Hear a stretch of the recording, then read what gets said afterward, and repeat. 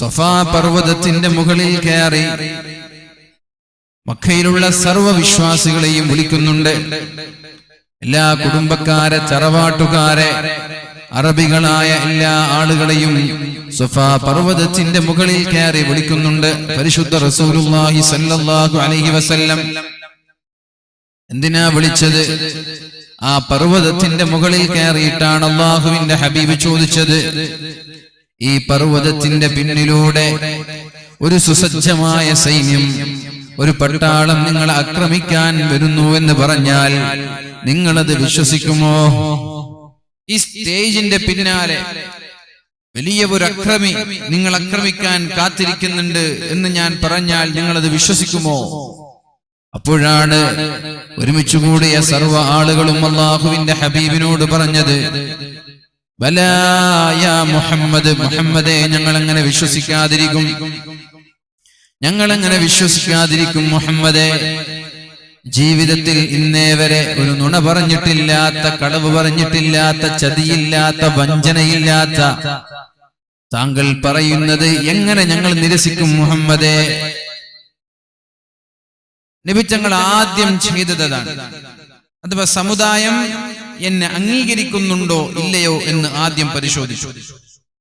ഞാൻ പറയുന്നത് എന്റെ സമുദായം ഉൾക്കൊള്ളുന്നുണ്ടോ, എന്നെ കുറിച്ച് സമുദായത്തിന് എന്തഭിപ്രായമാണ് എന്നാണ് ആദ്യമായി റസൂലുള്ളാഹി സ്വല്ലല്ലാഹു അലൈഹി വസല്ലം തങ്ങൾ നോക്കിയത്. ആദ്യം അങ്ങനെ പരിശോധിച്ചു. നോക്കുമ്പോ എല്ലാവർക്കും നല്ല അഭിപ്രായമാണ്, ആർക്കും എതിരഭിപ്രായമില്ല. നിങ്ങൾ ഇന്ന് വരെ കളവ് പറഞ്ഞിട്ടില്ല, നിങ്ങൾ ഇന്ന് വരെ ആരെയും പറ്റിച്ചിട്ടില്ല, ആരെയും വഞ്ചിച്ചിട്ടില്ല, ചതിച്ചിട്ടില്ല.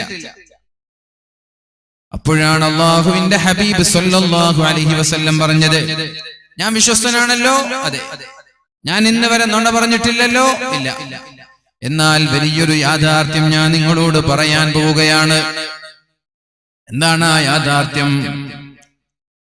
അല്ലാഹുവല്ലാതെ മറ്റൊരു ദൈവമില്ല. ഞാൻ അല്ലാഹുവിന്റെ പ്രവാചകനാണ്. സൃഷ്ടികളെ ആരാധിക്കുന്നതിന് പകരം നിങ്ങൾ സൃഷ്ടാവിനെ ആരാധിക്കണം. മരങ്ങളെ ആരാധിക്കരുത്, മരത്തെ സൃഷ്ടിച്ച അല്ലാഹുവിനെ ആരാധിക്കണം. കല്ലുകളെ സൃഷ്ടിക്കരുത്, കല്ലുകളെ സൃഷ്ടിച്ച അല്ലാഹുവിനെ ആരാധിക്കണം. ബിംബങ്ങളെക്കാളും നല്ലത് ബിംബങ്ങളെ ഉണ്ടാക്കിയ, കുത്തുപണി ചെയ്ത ആ കൊല്ലനല്ലേ ബിംബങ്ങളെക്കാളും ഉഷാറ്. ബിംബങ്ങള് അതിനെന്താ കഴിയ? മണ്ണ് കുഴച്ച് അത് ഉണ്ടാക്കുന്ന എഞ്ചിനീയേഴ്സ്, അതിന്റെ മുഹന്ദിസ്, അതുണ്ടാക്കുന്ന നിർമ്മാതാക്കൾ, അവർക്കല്ലേ കഴിവ്. ഈ ബിംബത്തിന് എന്ത് കഴിവാണ്? ഈ ബിംബത്തെക്കാളും കഴിവുള്ളവർ ബിംബത്തെ ഉണ്ടാക്കിയവരാണ്. അപ്പൊ ഇതിനെയെല്ലാം ഉണ്ടാക്കിയവനായ അല്ലാഹുവിനെ നിങ്ങൾ ആരാധിക്കണം. ഇത് കേൾക്കുമ്പോൾ പ്രവാചകർ സല്ലല്ലാഹു അലൈഹി വസല്ലം തങ്ങളുടെ പിതൃവ്യനായ അബൂലഹബാണ് ആദ്യമായി പ്രതികരിക്കുന്നത്. ഏകദേശം എല്ലാവരും അംഗീകരിച്ചു എന്ന മട്ടിലെത്തി, അഥവാ നിഷേധിക്കാൻ കഴിയില്ല. കാരണം നിങ്ങൾ എന്നോട് പറയാണ്, നിങ്ങൾ പറഞ്ഞത് ഞങ്ങൾ വിശ്വസിക്കും, കാരണം നിങ്ങൾ ഇന്ന് വരെ ഒരു കളവ് പറഞ്ഞിട്ടില്ല. എല്ലാവരും പറഞ്ഞു ഏകസ്വരത്തിൽ. എന്നിട്ട് ഞാൻ നിങ്ങളോട് ഒരു കാര്യം പറഞ്ഞപ്പോ ഞങ്ങൾ വിശ്വസിക്കൂല എന്ന് പറയുന്നത് വിഡ്ഢിത്തരല്ലേ, അത് മോശമല്ലേ? കാരണം ഞാൻ ഇന്ന് വരെ നുണ പറഞ്ഞിട്ടില്ല എന്ന് നിങ്ങൾ എല്ലാവരും അംഗീകരിച്ചാണ്. ഞാൻ പറയാൻ പോകുന്നതൊക്കെ സത്യമായിരിക്കുമെന്ന് നിങ്ങൾ എല്ലാവരും ഉറപ്പിച്ചു പറഞ്ഞാണ്. എന്നിട്ട് ഞാനൊരു കാര്യം പറയുമ്പോൾ നിഷേധിക്കാന്ന് പറഞ്ഞ ഉളുപ്പില്ലാത്ത പണിയല്ലേ. അപ്പൊ നബി തങ്ങളത് പറഞ്ഞപ്പോ എല്ലാവരും ഉൾക്കൊണ്ടു എന്ന് തോന്നിയപ്പോ ഉടനെ തന്നെ റസൂലുള്ളാഹി സ്വല്ലല്ലാഹു അലൈഹി വസല്ലം തങ്ങളുടെ പിതൃവ്യനായ അബൂലഹബ്, തബ്ബൻ ലക യാ മുഹമ്മദ്, മുഹമ്മദേ നീ നശിച്ചു പോവട്ടെ മുഹമ്മദേ, അലിഹാദാ ജമഅതനാ, ഇതിനു വേണ്ടിയാണോ നീ ഞങ്ങളെ ഇവിടെ ഒരുമിച്ച് കൂട്ടിയത്? ഇതിനു വേണ്ടിയാണോ ഞങ്ങളെ ഇവിടെ ഒരുമിച്ച് കൂട്ടിയത്? നീ നശിച്ചു പോവട്ടെ എന്ന് അല്ലാഹുവിന്റെ ഹബീബിന്റെ മുഖം നോക്കി അബൂലഹബ് പറയുകയുണ്ടായി. ആ അബൂലഹബിനെ കുറിച്ചാണ് അല്ലാഹു തആല പരിശുദ്ധമായ ഖുർആനിൽ ആയത്തിറക്കിയത്. തബ്ബത് യദാ അബീ ലഹബിൻ വതബ്ബ് മാ അഗ്നാ അൻഹു മാലുഹു വമാ കസബ് സ്വയസ്ലാ നാറൻ ദാത ലഹബ്. അബൂലഹബ് നശിച്ചിരിക്കുന്നുണ്ട്, അബൂലഹബിന്റെ ഭാര്യയും നശിച്ചിട്ടുണ്ട്. രണ്ടുപേരും നാളെ നരകത്തിൽ പ്രവേശിക്കുക തന്നെ ചെയ്യുമെന്ന് പറഞ്ഞത്. അബൂലഹബും നശിക്കും, അബൂലഹബിന്റെ ഭാര്യ നാളെ രണ്ടുപേരും ആളിക്കത്തുന്ന നരകാഗ്നിയിൽ പ്രവേശിക്കുക തന്നെ ചെയ്യുമെന്ന് അല്ലാഹു റബ്ബ് സുബ്ഹാനഹു വ തആല ആയത്തിറക്കിയപ്പോൾ അബൂലഹബിനും അബൂലഹബിന്റെ ഭാര്യയ്ക്കും ഇത് സഹിക്കാൻ കഴിഞ്ഞില്ല. ആക്ഷേപങ്ങളും ആരോപണങ്ങളും നിരന്തരമായി റസൂലുള്ളാഹി സ്വല്ലല്ലാഹു അലൈഹി വസല്ലമ തങ്ങൾക്കെതിരെ കഴിവിന്റെ പരമാവധി ആരോപണങ്ങൾ ഉണ്ടാക്കാൻ ശ്രമിച്ചു. അല്ലാഹുവിന്റെ ഹബീബിനെ തകർക്കാൻ ശ്രമിച്ചു. ഹബീബിന്റെ രണ്ട് പെൺമക്കളെ സ്വന്തം മക്കളോട് ത്വലാഖ് ചെല്ലാൻ പറഞ്ഞു. റസൂലുള്ളാഹി സ്വല്ലല്ലാഹു അലൈഹി വസല്ലമ തങ്ങളെ വധിക്കാൻ വേണ്ടി കല്ലുമായി അബൂലഹബിന്റെ ഭാര്യ ഉമ്മു ജമീൽ കടന്നു വരികയുണ്ടായി. ഇങ്ങനെയൊക്കെ സംഭവിച്ചു. ഈ ഒരു സൂറത്തുൽ മസദ്, ഈ സൂറത്തിനെ യുക്തിവാദികൾ പറയുന്നത് അതെന്തിനാ ഞങ്ങൾ ഇന്ന് ഓതുന്നത്? സൂറത്തുൽ മസദ് ഇന്നെന്തിനാ പാരായണം ചെയ്യുന്നത്? അത് 1400 വർഷങ്ങൾക്ക് മുമ്പ് നടന്ന കുടുംബ പ്രശ്നമാണ്. ഖുർആൻ കാലികമല്ല, ഖുർആൻ കാലികമല്ല.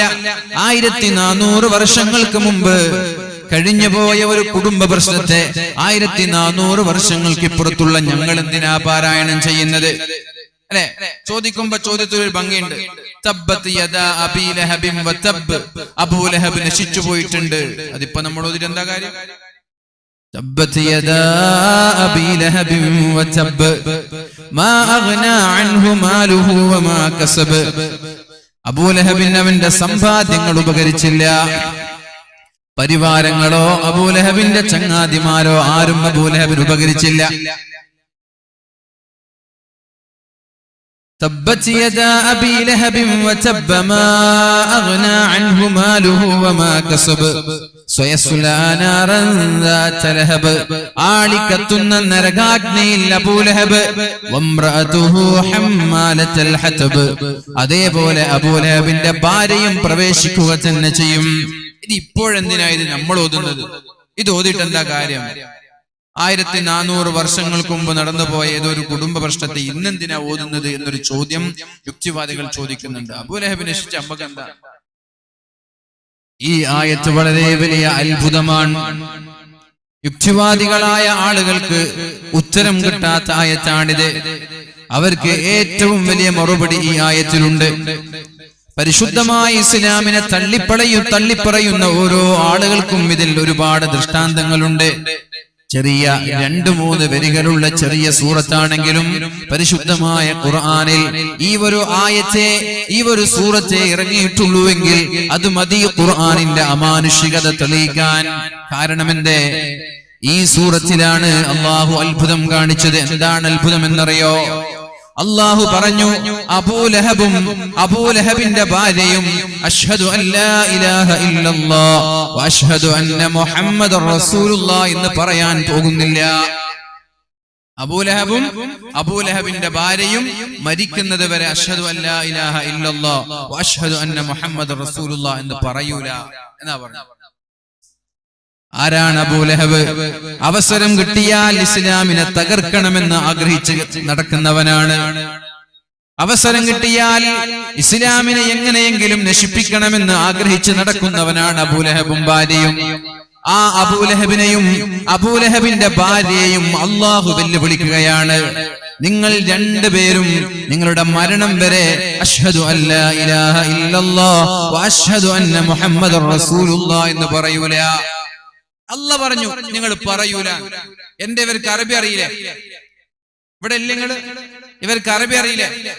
ആ ആയത്ത് ഇറങ്ങുമ്പോ പടച്ചോനെ വെല്ലുവിളിക്കാൻ വേണ്ടിട്ട് ഒരു തവണ പറഞ്ഞിരുന്നെങ്കിൽ അന്ന് ഖുർആൻ ഫൈല്, ഇസ്ലാമും ഫൈല്. മനസ്സിലായോ? ഈ ആയത്ത് ഇറങ്ങുമ്പോ ഇത് കേട്ട സ്വാഭാവികം. എന്നോട് ഒരാൾ പറയാണ്, നിന്നെ പള്ളിയിൽ കയറാൻ ഞാൻ വിടൂല. ഞാൻ കേറിയ തോറ്റില്ലേ? എന്നോട് അങ്ങനെ പറഞ്ഞു, ഈ പള്ളിയിൽ കയറാൻ നിന്നെ വിടൂല, നോക്കണം എന്ന് പറഞ്ഞു. ഞാൻ കേറി, അയാൾ തോറ്റില്ലേ? അതേപോലെ അബൂലഹബിനോടും ഭാര്യയോടും പറഞ്ഞു, നിങ്ങൾക്ക് രണ്ടുപേർക്കും ഷഹാദത്ത് കലിമ ചൊല്ലാൻ കഴിയില്ല. അപ്പൊ ഇസ്ലാമിനെ തകർക്കാൻ ഒരൊറ്റ പണി ഉണ്ടായിരുന്നുള്ളൂ. രണ്ടുപേരും അശ്ഹദു അല്ലാ ഇലാഹ ഇല്ലല്ലാഹ് വ അശ്ഹദു അന്ന മുഹമ്മദ് റസൂലുള്ളാഹ്. നാവ് കൊണ്ട് പറഞ്ഞാൽ മതി, ഹൃദയം കൊണ്ട് പറയണ്ട. നാവ് കൊണ്ട് പറഞ്ഞാൽ ഖുർആനും പോയി, ഇസ്ലാമും പോയി. പക്ഷേ മരണം വരെ അബൂ ലഹബിന് പറയാൻ കഴിഞ്ഞില്ല. ഇത് അത്ഭുതമല്ലേ? നിങ്ങൾക്ക് ആലോചിക്കുമ്പോൾ അത്ഭുതമാണെന്ന് തോന്നുന്നുണ്ടോ? തോന്നിയാലൊന്ന് കൈപ്പൊക്കെ ഇത് അത്ഭുതമാണ്. അത് മതി. ഇത് വല്ലാത്ത അത്ഭുതമാണ് ഈ ആയത്ത്. ഞാൻ തന്നെ പലപ്പോഴും ഇത് ആലോചിക്കാറുണ്ട്. ഒരു തവണ എങ്ങാനും ഇത് പറഞ്ഞിരുന്നെങ്കിൽ അല്ലേ? മരിക്കുന്നതിന് മുമ്പ് ഒരു തവണ അബൂ ലഹബിന്റെ ഭാര്യയോ ഇത് പറഞ്ഞിരുന്നുവെങ്കിൽ പരിശുദ്ധമായ ഇസ്ലാം അതോടുകൂടി തകരുമായിരുന്നു. മുഅ്മിനീങ്ങളെ, സ്വഫാ പർവ്വതത്തിന്റെ മുകളിൽ കയറി അല്ലാഹുവിനെ കൊണ്ട് വിശ്വസിക്കണം എന്ന് പറഞ്ഞപ്പോൾ അബൂ ലഹബ് സബ്ബൻ ലക യാ മുഹമ്മദ്, മുഹമ്മദേ നീ നശിക്കട്ടെ എന്ന് പറഞ്ഞ് ഇറങ്ങി വന്നതാണ്. ആ അബൂ ലഹബിനോടാണ് അല്ലാഹു തആല ഈ ആയത്ത് ഇറക്കി പറഞ്ഞത്, അബൂ ലഹബേ, മുഹമ്മദ് അല്ല നശിക്കുന്നത് നീയാണ്. നീയും നിന്റെ ഭാര്യയും നാളെ നരകത്തിൽ പ്രവേശിക്കുക തന്നെ ചെയ്യുമെന്ന് പറഞ്ഞപ്പോ അബൂ ലഹബിന് ഈ ഒരു ആയത്ത് കൊണ്ട് ഇസ്ലാമിനെ തകർക്കാൻ കഴിയുമായിരുന്നു. അല്ലാഹുവിന്റെ വെല്ലുവിളിയാണ്. പക്ഷേ അബൂ ലഹബിന് മരണം വരെ അശ്ഹദു അല്ലാ ഇലാഹ ഇല്ലല്ലാഹ് എന്ന് പറയാൻ കഴിഞ്ഞില്ല. അബൂ ലഹബിന്റെ ഭാര്യയ്ക്കും കഴിഞ്ഞില്ല. ഈ ആയത്ത് തന്നെയാണ് യുക്തിവാദികൾക്കും അതുപോലെ നിരീശ്വരവാദികൾക്കും പരിശുദ്ധമായ ഇസ്ലാമിനെ വെല്ലുവിളിക്കുന്ന, പരിശുദ്ധമായ ഖുർആനിനെ വെല്ലുവിളിക്കുന്ന എല്ലാ മതം വിട്ട പെണ്ണിനുമുള്ള ഏറ്റവും വലിയ മറുപടി ഈ പരിശുദ്ധമായ ആയത്ത് തന്നെയാണ്. മതം വിട്ട പെണ്ണായാലും അധ്യാപകരായാലും മാഷായാലും ടീച്ചർമാരായാലും അവർക്കൊക്കെയുള്ള മറുപടി ഈ പരിശുദ്ധമായ സൂറത്തുൽ മസദിലുണ്ട്. ഒരു തവണ അർത്ഥം മനസ്സിലാക്കി വായിച്ചാൽ അതിന്റെ അത്ഭുതങ്ങളകത്തേക്ക് കയറും. ഇത് വല്ലാത്തൊരു അത്ഭുതമാണ് എന്ന് നമ്മൾക്ക് ഫീൽ ചെയ്യും. അതുകൊണ്ട് ഈ മഹത്തായ പ്രകാശത്തെ, ഈ മഹത്തായ വെളിച്ചത്തെ ഊതിക്കെടുത്താൻ ശ്രമിക്കണ്ട. ഇത് ഊതിയാൽ കെടുന്ന മതമല്ല. ഇത് കൊടുങ്കാറ്റുകൾ കൊണ്ട് കെട്ടുപോകുന്ന മതമല്ല. ഈ പരിശുദ്ധമായ ഇസ്ലാം ആരാണോ അല്ലാഹുവല്ലേ ഈ പരിശുദ്ധമായ ഇസ്ലാം നമ്മൾക്ക് പറഞ്ഞു തന്നത്. റളീതു ബില്ലാഹി റബ്ബൻ വബിൽ ഇസ്ലാമി ദീനൻ വബിമുഹമ്മദിൻ നബിയ്യാ. അല്ലാഹു തആലയാണ് ഈ പരിശുദ്ധമായ ഇസ്ലാം നമ്മൾക്ക് തന്നത്. ആ ഇസ്ലാമിനെ സംരക്ഷിക്കാനും അല്ലാഹുവിനറിയാം. അതുകൊണ്ട് ഏത് വെല്ലുവിളികൾ നേരിടേണ്ടി വന്നാലും അതിനെ പേടിച്ച് പിന്തിരിയേണ്ടവരല്ല മുസ്ലിം. വെല്ലുവിളികൾ വരുമ്പോൾ ഈമാൻ വർദ്ധിക്കേണ്ടവരാണ് നമ്മൾ. എന്തെങ്കിലും പ്രയാസങ്ങൾ ഉണ്ടാകുമ്പോൾ ഉടനെ തന്നെ ഹസ്ബുനല്ലാഹു വനിഅമൽ വകീൽ, അല്ലാഹുവേ നീ ഉണ്ടാകുമ്പോൾ ഞങ്ങൾക്ക് പിന്നെ ആരെയാണ് റബ്ബേ പേടി? നീ ഉണ്ടാകുമ്പോൾ ഞങ്ങൾക്ക് ആരെയാണ് പേടി? പരിശുദ്ധ റസൂലുള്ളാഹി സ്വല്ലല്ലാഹു അലൈഹി വസല്ലമ തങ്ങളടക്കമുള്ള പ്രഗൽഭരായ സ്വഹാബാക്കളോട് വലിയ ഒരു ശത്രുക്കളുടെ സൈന്യം ആക്രമിക്കാൻ വേണ്ടി കടന്നു വരുന്നുണ്ട് എന്ന മുന്നറിയിപ്പ് ഏതോ ഒരാൾ വന്ന് മഹാന്മാരായ പ്രവാചകനോടും സ്വഹാബാക്കളോടും പറഞ്ഞപ്പോൾ അവര് പറഞ്ഞ വാക്ക് പരിശുദ്ധ റസൂലുള്ളാഹി സ്വല്ലല്ലാഹു അലൈഹി വസല്ലമ തങ്ങൾ ഖുർആനിൽ പറയുന്നുണ്ട്. ആലു ഇംറാൻ സൂറത്ത്. അല്ലാഹു പറയാണ്, അല്ലദീന ഖാല ലഹുമുൻ നാസ്, ജനങ്ങൾ അവരോട് പറഞ്ഞു, ഇന്നന്നാസ ഖദ് ജമഉ ലക്കും, നിങ്ങൾ ആക്രമിക്കാൻ വേണ്ടി വലിയൊരു പട്ടാളം തയ്യാറായിട്ടുണ്ട്. നിങ്ങളെ നശിപ്പിക്കാൻ വേണ്ടി, നിങ്ങളോട് പടപൊരുതാൻ വേണ്ടി വലിയ ഒരു സൈന്യം തയ്യാറായിട്ടുണ്ട്. ഫഖ്ശൗഹും, അതുകൊണ്ട് അവരെ നിങ്ങൾ പേടിക്കണേ, അവരെ നിങ്ങൾ ഭയക്കണേ എന്ന് പറഞ്ഞപ്പോൾ പേടിച്ച് വിരണ്ടോടിയവരല്ല മഹാന്മാരായ സ്വഹാബാക്കൾ. ഇനി പൗരത്വമില്ലായാലും NC/NRC ആയാലും അതേപോലെ ഖാബായാലും എന്തായാലും നമ്മൾ ആലോചിക്കേണ്ട ഒരു വിഷയമുണ്ട്. ആരെങ്കിലും പടക്കം പൊട്ടിക്കുമ്പോൾ പേടിക്കേണ്ടവരല്ല നമ്മൾ. ഇതിനേക്കാളും വലിയ വെല്ലുവിളികൾ നമ്മുടെ ജീവിതത്തിൽ മഹാന്മാരായ സ്വഹാബാക്കൾ നേരിട്ടിട്ടുണ്ട്. നമ്മുടെ പൂർവസൂരികളായ പ്രവാചകന്മാരും അതേപോലെ മഹാന്മാരായ സ്വഹാബാക്കളും നേരിട്ടിട്ടുണ്ട്. പക്ഷെ എവിടെയൊക്കെ പ്രതിസന്ധി ഉണ്ടായോ ആ പ്രതിസന്ധിയുടെ തൊട്ടുപിന്നാലെ മഹാവിജയമാണ് ഓരോ പ്രതിസന്ധിയുടെയും തൊട്ടുപിന്നാലെ ഉണ്ടായത്. പക്ഷേ പ്രതിസന്ധികളെ ക്ഷമയോടെ തരണം ചെയ്യാൻ നമ്മൾക്ക് കഴിയണം. അല്ലാഹു റബ്ബ് സുബ്ഹാനഹു വ തആല തൗഫീഖ് നൽകട്ടെ. അപ്പൊ ഇവിടെ പറയുന്നത് അല്ലദീന ഖാല ലഹുമുൻ നാസ്, ജനങ്ങൾ അവരോട് പറഞ്ഞു, ഇന്നന്നാസ ഖദ് ജമഉ ലക്കും, നിങ്ങളെ ആക്രമിക്കാൻ വേണ്ടി വലിയൊരു സൈന്യം തയ്യാറായിട്ടുണ്ട്. ഫഖ്ശൗഹും, അതുകൊണ്ട് നിങ്ങൾ അവരെ പേടിക്കണമെന്ന് പറഞ്ഞപ്പോൾ ഫസാദഹും ഈമാനാ, അവർക്ക് ഈമാൻ വർദ്ധിക്കുകയാണ് ചെയ്തത്. പേടിക്കുകയല്ല ചെയ്തത്. അല്ലോ ഇനി എന്താ ചെയ്യാ, ഇന്ത്യയിൽ നിന്ന് പുറത്താകുമോ, അല്ല കോൺസെൻട്രേഷൻ ക്യാമ്പുകളിൽ അഭയം പ്രാപിക്കേണ്ടി വരുമോ എന്നല്ല, പേടിച്ച് വിറക്കുകയല്ല വേണ്ടത്. ഫസാദഹും ഈമാനാ, അവർക്ക് ഈമാൻ വർദ്ധിക്കുകയാണ് വേണ്ടത്. നമ്മുടെ ഈമാൻ വർദ്ധിക്കുകയാണ് വേണ്ടത്. എന്നിട്ട് അവർ പറഞ്ഞു, വഖാലൂ ഹസ്ബുനല്ലാഹു വനിഅമൽ വകീൽ, അല്ലാഹുവേ നീ ഉണ്ടാകുമ്പോൾ ഞങ്ങൾക്ക് ആരെയാണ് റബ്ബേ പേടി. ഹസ്ബുനല്ലാഹ്, ഞങ്ങൾക്ക് നീ ഉണ്ടല്ലോ റബ്ബേ, വനിഅമൽ വകീൽ, നീ ഉണ്ടാകുമ്പോൾ ഞങ്ങൾക്ക് വേറെ ഒരാളെയും പേടിയില്ല. ഞങ്ങൾ ഞങ്ങളുടെ സമ്പാദ്യങ്ങളെ, ഞങ്ങളുടെ വീട്, ഞങ്ങളുടെ കുടുംബങ്ങളെ, ഞങ്ങളുടെ ദീനിനെ എല്ലാം ഞങ്ങൾ നിന്നെ പരമേൽപ്പിക്കുകയാണ് റബ്ബേ. ഏത് പ്രതിസന്ധി സമയത്തും ഏത് പ്രയാസങ്ങൾ വരുമ്പോഴും നമ്മുടെ വാക്കിലൂടെ കടന്നു വരേണ്ടത്, നമ്മുടെ നാവിലൂടെ കടന്നു വരേണ്ടത് ഹസ്ബുനല്ലാഹു വനിഅമൽ വകീൽ, ഹസ്ബുനല്ലാഹു വനിഅമൽ വകീൽ. ഇവര് വാക്ക് ചൊല്ലിയാൽ പിന്നെ നമ്മുടെ പ്രയാസങ്ങൾ അല്ലെങ്കിൽ നമ്മെ ബാധിക്കുന്ന ഒരു പ്രശ്നവും ഒരു പ്രയാസവും നമ്മെ തൊട്ടു തീണ്ടൂല എന്ന് തന്നെയാണ് പരിശുദ്ധ ഖുർആനും പരിശുദ്ധ ഹദീസും നമ്മോട് പഠിപ്പിക്കുന്നത്. ഹസ്ബുനല്ലാഹു വനിഅമൽ വകീൽ ഫഇദാ അസംത ഫതവക്കൽ അലല്ലാഹ് വമൻ യതവക്കൽ അലല്ലാഹി ഫഹുവ ഹസ്ബു. ആരെങ്കിലും ഒരാൾ അല്ലാഹുവിനെ പരമേൽപ്പിച്ചാൽ അയാളുടെ കൂടെ അല്ലാഹു ഉണ്ടാകുമെന്ന് പരിശുദ്ധ ഖുർആൻ നമ്മോട് പഠിപ്പിക്കുന്നുണ്ട്. സഹോദരിമാരായാലും സഹോദരന്മാരായാലും ചെറുപ്പക്കാരായാലും ചെറുപ്പക്കാരികളായാലും വമൻ യതവക്കൽ അലല്ലാഹ്, നിങ്ങൾ അല്ലാഹുവിനെ പരമേൽപ്പിക്കാൻ തയ്യാറായാൽ, ഏത് വിഷയവും അല്ലാഹുവിനെ ഏൽപ്പിക്കാൻ തയ്യാറായാൽ, വലിയ ഒരു പ്രതിസന്ധിയുടെ വാർത്ത കേട്ടു, ഹസ്ബുനല്ലാഹു വനിഅമൽ വകീൽ, വലിയ ഒരു പരീക്ഷണത്തിന്റെ കഥ കേട്ടു, ഹസ്ബുനല്ലാഹു വനിഅമൽ വകീൽ, ഇങ്ങനെ അല്ലാഹുവിനെ പരമേൽപ്പിക്കാൻ തയ്യാറായാൽ ഫഹുവ ഹസ്ബു, നിങ്ങളുടെ ഉത്തരവാദിത്തങ്ങൾ അല്ലാഹു ഏറ്റെടുക്കുമെന്ന് പരിശുദ്ധ ഖുർആനാണ് നമ്മൾക്ക് വാക്ക് നൽകിയത്. പരിശുദ്ധ ഖുർആനാണ് നമ്മൾക്ക് സന്തോഷ വാർത്ത നൽകിയത്. അതുകൊണ്ട് ഇവിടെ ഇരിക്കുന്ന എന്റെ പ്രിയപ്പെട്ട സഹോദരങ്ങളോട് സഹോദരിമാരോട് പറയാനുള്ളത്, അല്ലാഹു റബ്ബ് സുബ്ഹാനഹു വ തആല വാക്ക് നൽകിയാൽ വാക്ക് പൂർത്തീകരിക്കുന്നവനാണ്. അല്ലാഹു ഒരു വാക്ക് നൽകിയാൽ വാക്ക് പൂർത്തീകരിക്കും. ربنا وآتنا ما بعثتنا على رسلك ولا تخزنا يوم القيامة إنك لا تخلف الميعاد. അല്ലാഹുവേ ഞങ്ങൾക്ക് നീ നൽകിയ വാഗ്ദാനം നീ പൂർത്തീകരിച്ച് നൽകണേ അല്ലാഹ്. റബ്ബനാ വആതിനാ മാ വഅദ്തനാ അലാ റുസുലിക്, അല്ലാഹുവേ നിന്റെ പ്രവാചകന്റെ മേൽ പ്രവാചകനോട് നീ നൽകിയ വാഗ്ദാനം നീ പൂർത്തീകരിച്ചു കൊടുക്കണേ അല്ലാഹ്. കാരണം ഇന്നക ലാ തുഖ്ലിഫുൽ മിആദ്, നീ ഒരു വാക്ക് നൽകിയാൽ ആ വാക്ക് ലംഘിക്കാത്തവനാണ് നീ, ആ വാക്ക് പൂർത്തീകരിക്കുന്നവനാണ് നീ. ആ അല്ലാഹുവിന്റെ വാക്കാണ് നമ്മൾ ഇവിടെ പാരായണം ചെയ്തത്. അല്ലാഹു ഒരു വാക്ക് നൽകിയാൽ ഒരു സൗണ്ട് കുറക്കോ, അല്ലാഹു ഒരു വാക്ക് നൽകിയാൽ ആ വാക്ക് വാക്കാണ് എന്ന് നമ്മൾ മനസ്സിലാക്കണം. അത് അല്ലാഹു ഒരിക്കലും ലംഘിക്കുകയോ ആ വാക്കിൽ അല്ലാഹു ഒരിക്കലും പൂർത്തീകരിക്കാതിരിക്കുകയോ ചെയ്യില്ല. ആ റബ്ബിന്റെ വാക്ക് വിശ്വസിക്കുന്നവരാവണം നമ്മൾ.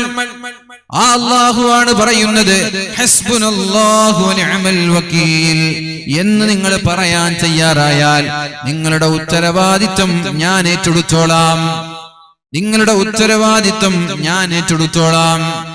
വീട്ടിൽ നിന്ന് പുറത്തിറങ്ങുന്ന ഒരാൾ ബിസ്മില്ലാഹി തവക്കൽതു അലല്ലാഹ് വലാ ഹൗല വലാ ഖുവത ഇല്ലാ ബില്ലാഹ് اللهم إني أعوذ بك أن أضل أو أضل أو أزل أو أزل أو أظلم أو أظلم أو أجهل أو يجهل علي എന്ന ദിക്ർ ചൊല്ലി വീട്ടിൽ നിന്നൊരാൾ പുറത്തിറങ്ങിയാൽ തിരിച്ചു വരുന്നത് വരെ അയാളുടെ ഉത്തരവാദിത്വം ഞാൻ ഏറ്റെടുക്കുമെന്ന് അല്ലാഹു തആല പരിശുദ്ധ റസൂലുള്ളാഹി സ്വല്ലല്ലാഹു അലൈഹി വസല്ലമ തങ്ങളിലൂടെ നമ്മൾക്ക് പഠിപ്പിച്ചു തരുന്നുണ്ട്.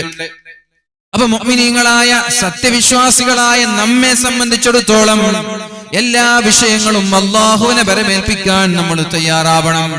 നിങ്ങൾ ഓർക്കുന്നുണ്ടോ, പരിശുദ്ധ ഇസ്ലാമിൽ വിശ്വസിച്ചതിന്റെ പേരിൽ മഹാന്മാരായ സ്വഹാബാക്കളെ മദീനയിൽ നിന്ന് ഇറക്കി വിടുന്നൊരു രംഗമുണ്ട്, മക്കയിൽ നിന്ന് ഇറക്കി വിടുന്നൊരു രംഗമുണ്ട്. ലാ ഇലാഹ ഇല്ലല്ലാഹ് മുഹമ്മദുർ റസൂലുള്ളാഹ് എന്നുച്ചരിച്ചതിന്റെ പേരിൽ, ഇത് പറഞ്ഞതിന്റെ പേരിൽ പരിശുദ്ധമായ മക്കയിൽ നിന്ന്, ജനിച്ച നാട്ടിൽ നിന്ന് അള്ളാഹുവിന്റെ ഹബീബിനെയും മഹാന്മാരായ സ്വഹാബാക്കളെയും ഇറക്കി വിടുന്നുണ്ട്. മുഅ്മിനീങ്ങളെ, ആദ്യമായി മക്ക വിട്ടുപോയത് മഹാനായ ജഅഫർ റളിയല്ലാഹു അൻഹുവാണ്. മഹാനായ ജഅഫർ റളിയല്ലാഹു അൻഹുവാണ് ആദ്യമായി മക്ക വിട്ടുപോയത്. ജഅഫർ തങ്ങളുടെ കൂടെ ഒരുപാട് മുസ്ലിമീങ്ങളായ സ്ത്രീകളുണ്ട്, പുരുഷന്മാരുണ്ട്. അവരെല്ലാവരും നേരെ പോയത് ഹബ്ശീനിയിലേക്കാണ്. അവിടെയുണ്ട് ഒരു നജ്ജാശി രാജാവ്. ആ നജ്ജാശി രാജാവിനോട് പറഞ്ഞു, ഞങ്ങൾ മക്കയിൽ നിന്ന് വരുന്നവരാണ്, മക്കയിൽ നിന്ന് ഞങ്ങളെ ഇറക്കി വിട്ടപ്പോൾ ഞങ്ങൾ നിങ്ങളുടെ നാട്ടിലേക്ക് വന്നത് നിങ്ങളെ കുറിച്ച് നല്ല അഭിപ്രായം പുറത്തുള്ളത് കൊണ്ടാണ്. അതുകൊണ്ട് നിങ്ങൾ ഞങ്ങളെ സ്വീകരിക്കണം, ഞങ്ങളെ തള്ളിപ്പറയരുത്, ഞങ്ങളെ ഇറക്കി വിടരുത്. വളരെ സന്തോഷത്തോടെ നജ്ജാശി രാജാവ് ഈ ആളുകളെ എല്ലാം സ്വീകരിച്ചിരുത്തുമ്പോഴാണ് മക്കയിൽ നിന്ന് 3 ആളുകൾ നജ്ജാശി രാജാവിന്റെ സമീപത്തേക്ക് പോയത്. എന്നിട്ട് നജ്ജാശി രാജാവിനോട് പറഞ്ഞതെന്താ? നജ്ജാശി രാജാവിനോട് പറഞ്ഞത്, ഈ മുസ്ലിമീങ്ങൾ മക്കയിലെ പ്രശ്നക്കാരാണ്, ഈ മുസ്ലിമീങ്ങൾ മക്കയിലെ പ്രശ്നക്കാരാണ്. അവിടെ നിന്ന് കുടുംബം കലക്കിയവരാണവർ, അവിടെ പ്രശ്നങ്ങൾ ഉണ്ടാക്കിയവർ, ഭിന്നിപ്പുണ്ടാക്കിയവർ. അതുകൊണ്ട് നിങ്ങളുടെ നാട്ടിൽ ഇവരെ താമസിപ്പിച്ചാൽ ഇവര് നിങ്ങളുടെ നാട്ടിലും അതേപോലെ ഭിന്നിപ്പുണ്ടാക്കും. ഞങ്ങളുടെ നാട്ടിലേക്ക് തന്നെ തിരിച്ചയക്കണമെന്ന് നജ്ജാശി രാജാവിനോട്, ഹബ്ശീനയിലെ നജ്ജാശി രാജാവിനോട് മക്കയിൽ നിന്ന് കടന്നു വന്ന 3 ആളുകൾ പറയുകയുണ്ടായി. അപ്പോഴാണ് നജ്ജാശി രാജാവ് മഹാനായ ജഅഫർ ഇബ്നു അബീ ത്വാലിബ് അടക്കമുള്ള പ്രഗൽഭരായ സ്വഹാബാക്കളെ വിളിച്ചു പറഞ്ഞത്, നിങ്ങളെ കുറിച്ച് ഇങ്ങനൊരു അഭിപ്രായമാണ് നിങ്ങളുടെ നാട്ടുകാർക്കുള്ളത്, ഇനി നിങ്ങൾക്ക് എന്താ പറയാനുള്ളത്? അപ്പോഴാണ് മഹാനായ ജഅഫർ ഇബ്നു അബീ ത്വാലിബ് റളിയല്ലാഹു അൻഹു പറഞ്ഞത്, എന്താണ് ഇസ്ലാം എന്ന് ഈ പ്രസംഗത്തിൽ നിന്ന് മനസ്സിലാകും. ഇസ്ലാം എന്താണെന്ന് ഈ ഒരു പ്രസംഗം ശ്രദ്ധിച്ചാൽ മനസ്സിലാവും. ഈ ഒരു പ്രസംഗം കേട്ടാൽ, ഈ ജഅഫർ ഇബ്നു അബീ ത്വാലിബ് റളിയല്ലാഹു അൻഹുവിന്റെ ചെറിയ ഹൃസ്വമായ ഈ ഭാഷണം കേട്ടാൽ ലോകത്തെ ആളുകൾക്ക് എന്താ ഇസ്ലാം എന്ന് മനസ്സിലാവും. അപ്പൊ ഇസ്ലാം എന്തെന്ന് ചോദിച്ചാൽ ഈ ഒരു പ്രസംഗം കേട്ട് അയച്ചു കൊടുത്താൽ മഹാനായ ജഅഫർ ഇബ്നു അബീ ത്വാലിബ് റളിയല്ലാഹു അൻഹു നജ്ജാശി രാജാവിന്റെ മുമ്പിൽ എണീറ്റ് നിൽക്കുകയാണ്. അദ്ദേഹത്തിന് ഇസ്ലാം എന്താണെന്നറിയില്ല, അദ്ദേഹത്തിന് ഇസ്ലാം എന്താണെന്നറിയില്ല. എന്താണ് ഇസ്ലാം എന്ന് പറഞ്ഞു കൊടുക്കുകയാണ്. അയ്യുഹൽ മലിക്, അല്ലയോ രാജാവേ, കുന്നാ ഖൗമൻ അഹ്ല ജാഹിലിയ, ഞങ്ങൾ ജാഹിലിയ കാലഘട്ടത്തിൽ വിവരമില്ലാത്ത, സംസ്കാരമില്ലാത്ത ഒരു കൂട്ടം ആളുകളായിരുന്നു. ജാഹിലിയ കാലഘട്ടത്തിലെ സംസ്കാരമില്ലാത്ത, വിവരമില്ലാത്ത ഒരു കൂട്ടം ആളുകളായിരുന്നു ഞങ്ങൾ. നഅബുദുൽ അസ്നാം, ബിംബങ്ങളെയാണ് ഞങ്ങൾ ആരാധിച്ചിരുന്നത്, കല്ലുകളെയാണ് ഞങ്ങൾ ആരാധിച്ചിരുന്നത്, മരങ്ങളെ, വൃക്ഷങ്ങളെ, സൂര്യനെ, വെള്ളത്തെ, ഇങ്ങനെ സൃഷ്ടികളെയാണ് ഞങ്ങൾ ആരാധിച്ചിരുന്നത്. വനഅകുലുൽ മൈത, ചത്തുപോയ ശവങ്ങളെ ഞങ്ങൾ തിന്നാറുണ്ടായിരുന്നു. വനഅതിൽ ഫവാഹിഷ്, ഞങ്ങൾ വ്യഭിചരിക്കാറുണ്ടായിരുന്നു. വനഖതഉൽ റഹാം, കുടുംബ ബന്ധം വിച്ഛേദിക്കാറുണ്ടായിരുന്നു. വനസീഉൽ ജീറാൻ, അയൽവാസികളോട് മോശമായി പെരുമാറാറുണ്ടായിരുന്നു. വയഅകുലു മിന്നൽ ഖവിയ്യു വയഅകുലുൽ ഖവിയ്യു മിന്നൽ ളഈഫ്, ആരോഗ്യവാന്മാർ, ആരോഗ്യ ദൃഢഗാത്രന്മാരായ ആളുകൾ ദുർബലരായ, ബലഹീനരായ, ഫഖീറായ ആളുകളുടെ സമ്പാദ്യം പിടിച്ചുപറ്റി തിന്നാറുണ്ടായിരുന്നു. കയ്യൂക്കുള്ളവൻ കാര്യസ്ഥൻ എന്ന് പറഞ്ഞതുപോലെ, കയ്യൂക്കുള്ളവൻ കാര്യസ്ഥൻ എന്ന് പറഞ്ഞതുപോലെ ഞങ്ങളിൽ അംഗബലമുള്ളവൻ, കഴിവുള്ളവൻ, പവറുള്ളവൻ, ബലഹീനരായ ആളുകളുടെ സമ്പാദ്യങ്ങൾ അടിച്ചു മാറ്റാറുണ്ടായിരുന്നു. ഇങ്ങനെയൊക്കെ ജീവിച്ചിരിക്കുന്നതിനിടയിലാണ് ഞങ്ങളിലേക്ക് ഒരാൾ കടന്നു വരുന്നത്. അയാൾ 40 വർഷക്കാലം ഞങ്ങളുടെ കൂടെ ജീവിച്ചവരാണ്. 40 വർഷക്കാലം ഞങ്ങളുടെ കൂടെ ജീവിച്ചവരാണ് അയാൾ. എന്നു മാത്രമല്ല 40 വർഷത്തിനിടയിൽ ഒരു നുണ പോലും പറഞ്ഞത് ഞങ്ങൾക്ക് ആർക്കും അറിയില്ല. ഒരു പ്രശ്നമുണ്ടാക്കിയിട്ടില്ല. അദ്ദേഹത്തിന്റെ കുടുംബത്തെ അറിയാം, അദ്ദേഹത്തിന്റെ തറവാട് അറിയാം, അദ്ദേഹത്തിന്റെ സത്യസന്ധത അറിയാം, അദ്ദേഹത്തിന്റെ വിശ്വസ്തത അറിയാം. ഇതെല്ലാം ഞങ്ങൾക്കറിയാം. അങ്ങനെയുള്ള ഒരാളാണ് ഞങ്ങളോട് വന്ന് പറയുന്നത് ഞങ്ങൾ അല്ലാഹുവിനെ മാത്രമേ ആരാധിക്കാൻ പാടുള്ളൂ, ബിംബങ്ങളെയോ മരങ്ങളെയോ കല്ലുകളെയോ ആരാധിക്കാൻ പാടില്ല. അപ്പൊ ഞങ്ങൾക്ക് മനസ്സിലായി, ഒരു മരത്തെ ആരാധിക്കുന്നതിനേക്കാളും നല്ലത് മരത്തെ സൃഷ്ടിച്ച അല്ലാഹുവിനെ ആരാധിക്കലാണ്. അതേപോലെ കല്ലുകളെ ആരാധിക്കുന്നതിനേക്കാളും നല്ലത് കല്ലുകളെ സൃഷ്ടിച്ച അല്ലാഹുവിനെ ആരാധിക്കലാണ്. സൂര്യനെ ആരാധിക്കുന്നതിനേക്കാളും നല്ലത്, മൃഗത്തെ ആരാധിക്കുന്നതിനേക്കാളും നല്ലത് അതിനെയെല്ലാം സൃഷ്ടിച്ച സൃഷ്ടാവിനെ ആരാധിക്കലാണ്. അന്നു മുതൽ ഞങ്ങൾ ബിംബങ്ങളെ ആരാധിച്ചില്ല, അള്ളാഹുവിനെ ആരാധിച്ചു എന്നതാണോ ഞങ്ങൾ ചെയ്ത തെറ്റ്? ഒരാള് ബിംബത്തെ ആരാധിക്കുന്നു, മറ്റൊരാള് മരത്തെ ആരാധിക്കുന്നു, വേറെ ഒരാൾ അള്ളാഹുവിനെ ആരാധിക്കുന്നു. എന്താ തെറ്റാണോ? ഇയാൾക്ക് ബിംബത്തെ ആരാധിക്കാൻ സ്വാതന്ത്ര്യമുള്ളതുപോലെ മറ്റൊരാൾക്ക് മൃഗത്തെ ആരാധിക്കാൻ സ്വാതന്ത്ര്യമുള്ളതുപോലെ അപ്പുറത്തുള്ള ആൾക്ക് അള്ളാഹുവിനെ ആരാധിക്കാൻ സ്വാതന്ത്ര്യമില്ലേ? നീ എന്താടാ ബിംബത്തെ ആരാധിക്കുന്നു ചോദിച്ചു അടിച്ചോ? ഇല്ല. നീ എന്താടാ മൃഗത്തെ ആരാധിക്കുന്നു ചോദിച്ചു അടിച്ചോ? ഇല്ല. പിന്നെന്തിനാണ് ഇയാൾ അള്ളാഹുവിനെ ആരാധിക്കുന്ന ഒരാൾ അടിക്കാൻ പോകുന്നത്? ബിംബത്തെ ആരാധിക്കുന്ന ഒരാൾക്ക് നീ ബിംബത്തെ ആരാധിക്കരുത് എന്ന് പറഞ്ഞ് അടിക്കാൻ നിന്നാൽ നീ അള്ളാഹുവിനെയും ആരാധിക്കണ്ട എന്ന് പറഞ്ഞ് തിരിച്ചടിക്കാം. പക്ഷെ അങ്ങനെ ഉണ്ടായിട്ടില്ല. നീ എന്തിനാ ബിംബത്തെ ആരാധിക്കുന്നത് ചോദിച്ചിട്ടില്ല. അള്ളാഹുവിനെ ആരാധിക്കണമെന്ന് പറഞ്ഞപ്പോൾ കഴിയുമെങ്കിൽ സ്വീകരിക്കുക, അല്ലെങ്കിൽ തള്ളിക്കളയുക.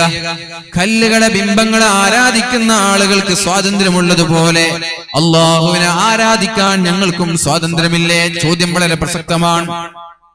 പിന്നെ പറഞ്ഞു,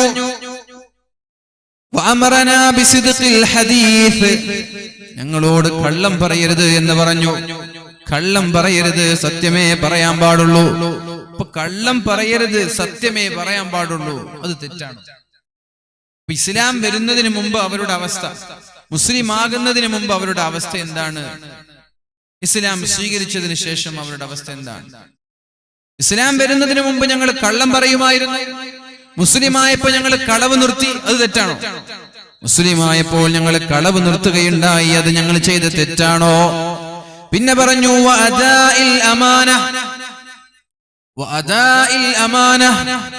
വിശ്വസ്തത കാത്തു സൂക്ഷിക്കണമെന്ന് പറഞ്ഞു. വിശ്വസ്തത കാത്തു സൂക്ഷിക്കണം. വിശ്വസിച്ച ഒരാൾ ഒരു കാര്യം ഏൽപ്പിച്ചാൽ അവിടെ വഞ്ചന നടത്താൻ പാടില്ല, അവിടെ ചതി നടത്താൻ പാടില്ല. അഥവാ എന്തെങ്കിലും ഒരു കാര്യം ഞങ്ങൾ ഏൽപ്പിക്കുകയാണ്, മൊബൈൽ ഫോൺ ഏൽപ്പിച്ചു, വാത് കഴിയുന്നത് വരെ പിടിക്കണം, വാത് കഴിഞ്ഞ് തിരിച്ചു തരണം എന്ന് പറഞ്ഞാൽ വാത് കഴിയുമ്പോൾ തിരിച്ചു തരണം. ഏതെങ്കിലും ഒരു സ്ഥാപനങ്ങളോ ഷോപ്പിംഗ് കോംപ്ലക്സുകളോ നമ്മുടെ ബിൽഡിങ്ങുകളോ നമ്മെ ഏൽപ്പിക്കുകയാണ്, വിശ്വസിച്ചുകൊണ്ട് ഏൽപ്പിക്കുകയാണ്.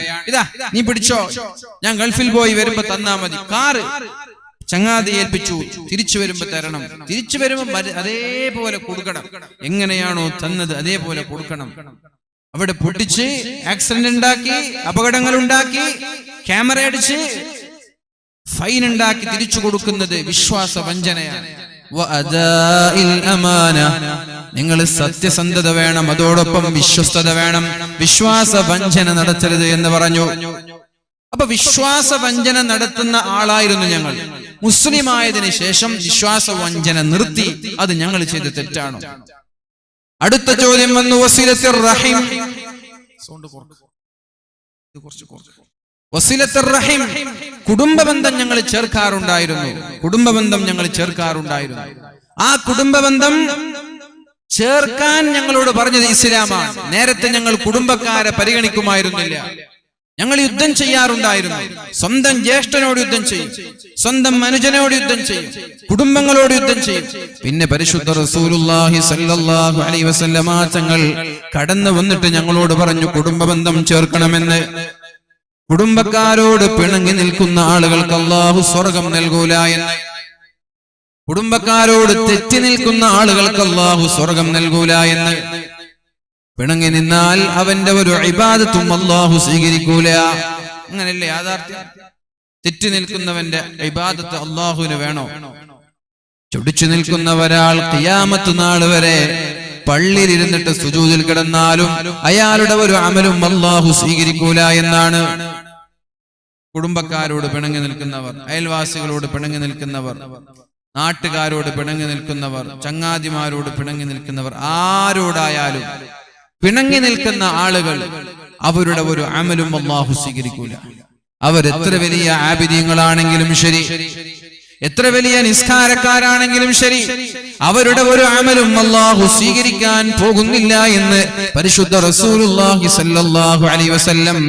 അവർ ഇരിക്കുന്ന സദസ്സിലേക്ക് അല്ലാഹുവിന്റെ മലക്കുകൾ ഇറങ്ങുകയില്ല. അവരിരിക്കുന്ന സദസ്സിൽ അല്ലാഹുവിന്റെ മലക്കുകൾ ഇറങ്ങൂല. അവരിരിക്കുന്ന സദസ്സിൽ വെച്ച് ദുആ ചെയ്താൽ അല്ലാഹു തആല ദുആഇനെ സ്വീകരിക്കൂല എന്ന് മഹാന്മാരായ പണ്ഡിതന്മാർ നമ്മോട് പഠിപ്പിക്കുന്നുണ്ട്. മഹാനായ അബൂ ഹുറൈറ റളിയല്ലാഹു അൻഹു അടക്കമുള്ള പ്രഗൽഭരായ സ്വഹാബാക്കൾ പറയുന്നുണ്ട്, പിണങ്ങി നിൽക്കുന്ന ഒരാൾ ഒരു സദസ്സിലുണ്ടെങ്കിൽ ആ സദസ്സിന്റെ പ്രാർത്ഥനയെ അല്ലാഹു സ്വീകരിക്കുകയില്ല.